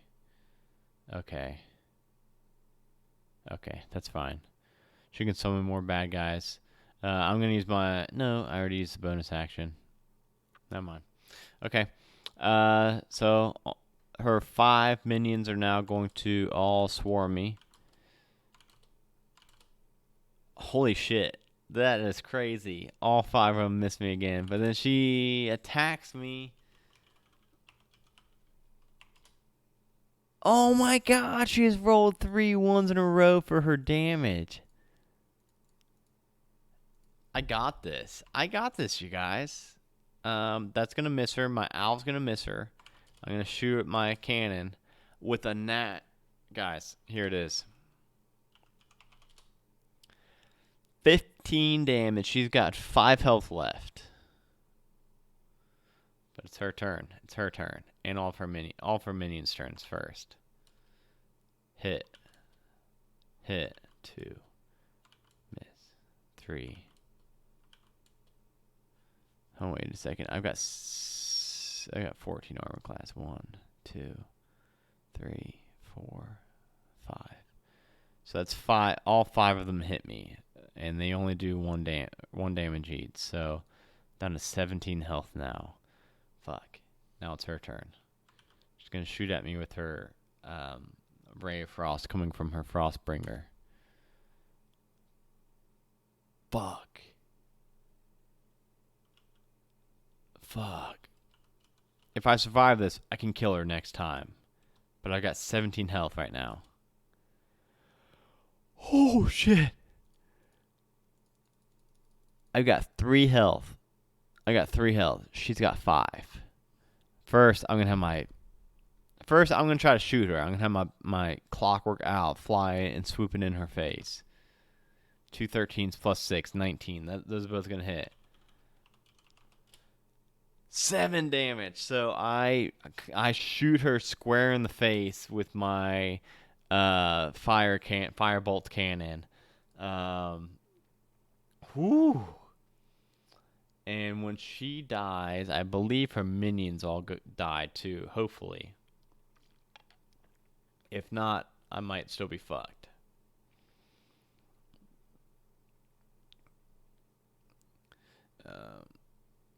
If I kill her. Oh, fuck. I wasn't supposed to kill her. I was supposed to try to save her. But no, I accidentally killed her. I completely forgot. I was almost dead and I was worried. Nope. Sorry, I didn't mean to try to save her with that toy box and everything, and I completely forgot, so I killed her instead. Sorry, guys. The power-hungry icy wizard, Ariana Wintersong, lies dead at my feet. You stand there for some time regarding her body, wondering how long the lust for domination can drive people to destroy themselves, time and time again. Slowly, her features begin to transform. The charm which preserved her youth gradually subsiding into an old, withered woman lies before you. In this form, she bears close resemblance to Sister Shar. Finally, you take Frostbringer and walk back from Ariana's keep, taking the path that leads down into the rocky valley below. Shar Wintersong waits for you there, and you exchange a look which tells her everything she needs to know. She nods, tears falling from her eyes, and slowly begins making her way up the path that you have just descended. You watch her go, your heart full of pity for the old woman. You make your way back to the village of Bearclaw, feeling triumphant at having succeeded in the dangerous and difficult quest. It takes 3 days to make the journey south once more, and you only encounter a few orcs and their other beasts of the frigid north, but they seem to give you a wide berth as they catch sight of Frostbringer in your hand. Finally, entering Bearclaw through the north gates, you make your way to the Temple of Uthor, where the monks Remigius is overjoyed and a little surprised to see you. To be honest, I didn't expect you to return. I thought the tortured lands would consume you. Your deeds will surely be immortalized in our history, my friend. Spending a few days in Bearclaw while a weapon is forged for you according to your specifications, you get to know the weaponsmiths well. And while away the hours by the warmth of his forge as he works your new weapon in elegant, finely crafted shape, if you have specified a wooden weapon, such as a staff or bow, then a carefully selected tree is chosen as a fine piece of wood is shaped into the weapon you desire. The weaponsmith will then shape ornate silver ornamentation for the wood. When the weapon is crafted, it is passed to the priests of Uthul temple, who, under auspices of the god of the temple, utter sacred enchantments. Staying up all night, you may add a +1 weapon of any type to your inventory. And it will aid me in the future adventures in the series. Fuck yeah, it will.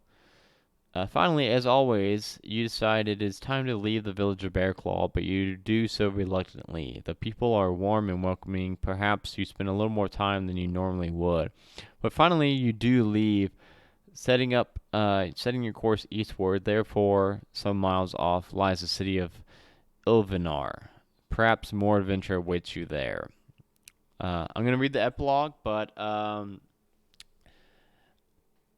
yes, Dwayne, I won with 3 fucking health. And I accidentally killed the lady. I meant to try to save her, and I completely forgot, and I only had 3 health, and I panicked and just killed her. But yeah, I fucking did it with 3 HP. And as a reward for this quest, advance in level 5 and prepare for the next quest in the series, Drums at Daggerford. The author sincerely hopes you have enjoyed The Tortured Land and hopes you will recommend it to fellow solo adventure enthusiasts. Please check the other solo adventures. So this is the one I did, the Death Knight Squire. It was a lot of fun. And oh wait, no, I did do 2 of this guy's. So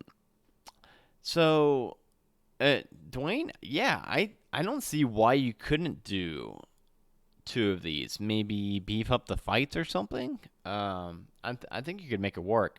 That or just played as is. I mean, they're pretty tough. I beat this one with just 3 HP. So yeah, your chances of surviving are gonna go way up with 2, but it would still be fun with 2 people. Yeah, Dwayne, I think we should do one. I think we should do the next one together. I think I don't even think we'd have to scale it, because yeah, we wouldn't take the max HP. That's what fucking saved me in this, taking the max HP. If I didn't do that, I would have died. But I forgot, I did also do this Savior Sharn one. And that one was fucking sick. That one was really fun. That one was super fun. I was a Warforged monk, and if I wasn't a Warforged monk, I would have died. but because I was a monk, I had like 50 movement speed, and I kited this thing down this sewer while I was running from it and throwing darts at it. And the only reason I could do that is because I was a monk with a bunch of speed. Um, so yeah, yeah, we should do the next one together, Dwayne, and just I mean, it won't be as hard, but I mean, it's fine. We don't have to die every time. Um, yeah, that's awesome. So we should do that. I don't think it's out yet. This one just came out like a week or two ago, and the guy asked me if I wanted to run it, and I love running these things, so I told him hell yeah. Um, but yeah, so definitely check out the rest of these. And the cool thing is, eh, I do think my favorite so far. I like all the ones I've ran. I've ran the Tortured Land and Death Knight Squire, um, and Savior Sharn. I like them all, but Savior Sharn is definitely my favorite so far. Citadel of Raven, I have not run that one yet. I do think it was supposed to be before Death Knight Squire. Um, but yeah, we should look into that, and running that and just doing it together and making our decisions together, and just not taking the max HP, and we'll play it so that like neither of us could res each other. I don't know. We'll figure it out, but we could definitely scale it. Um, but Savior Sharn is so far my favorite. It was a lot of fun. It probably is because I really like the setting of Eberron. I really like the steampunk shit. Um, but but yeah, so far I'm 4 for 4. I well, this one I really did come close to dying. I had 3 HP at the end. If I would have missed my firebolt at the end, I mean, I would have died no matter what.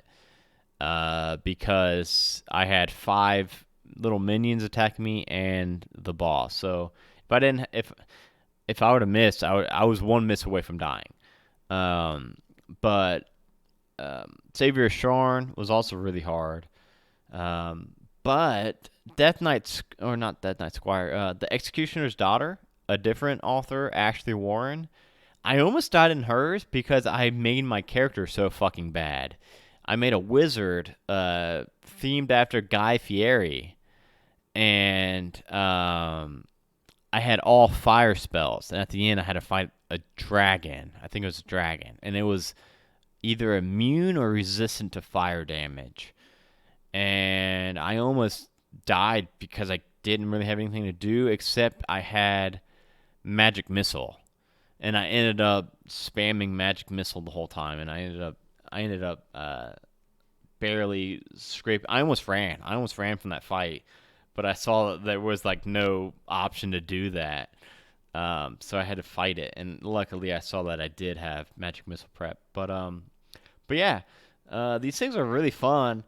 And even if somebody watched this whole stream all the way through, you could get this thing and run it for yourself, and it would be completely different. You take one different path, and everything changes. You get different code words and shit that change stuff for you. And I mean, these things are. This is 132 pages, and I probably looked at maybe, I don't know, 30 pages, maybe 40 pages. But even that, like, I didn't like look at like all of them. Like, some of them are this little thing. So you can really run these multiple times. Even like I could play through Savior of Sharn, and I could go back and I could play through Savior of Sharn again, and it would be completely different. There would be nothing the same from the last time I ran it. I probably wouldn't survive it. Every time, this guy makes them really hard. I forget his name. Fuck, it's on the intro. But yeah, he makes them really tough.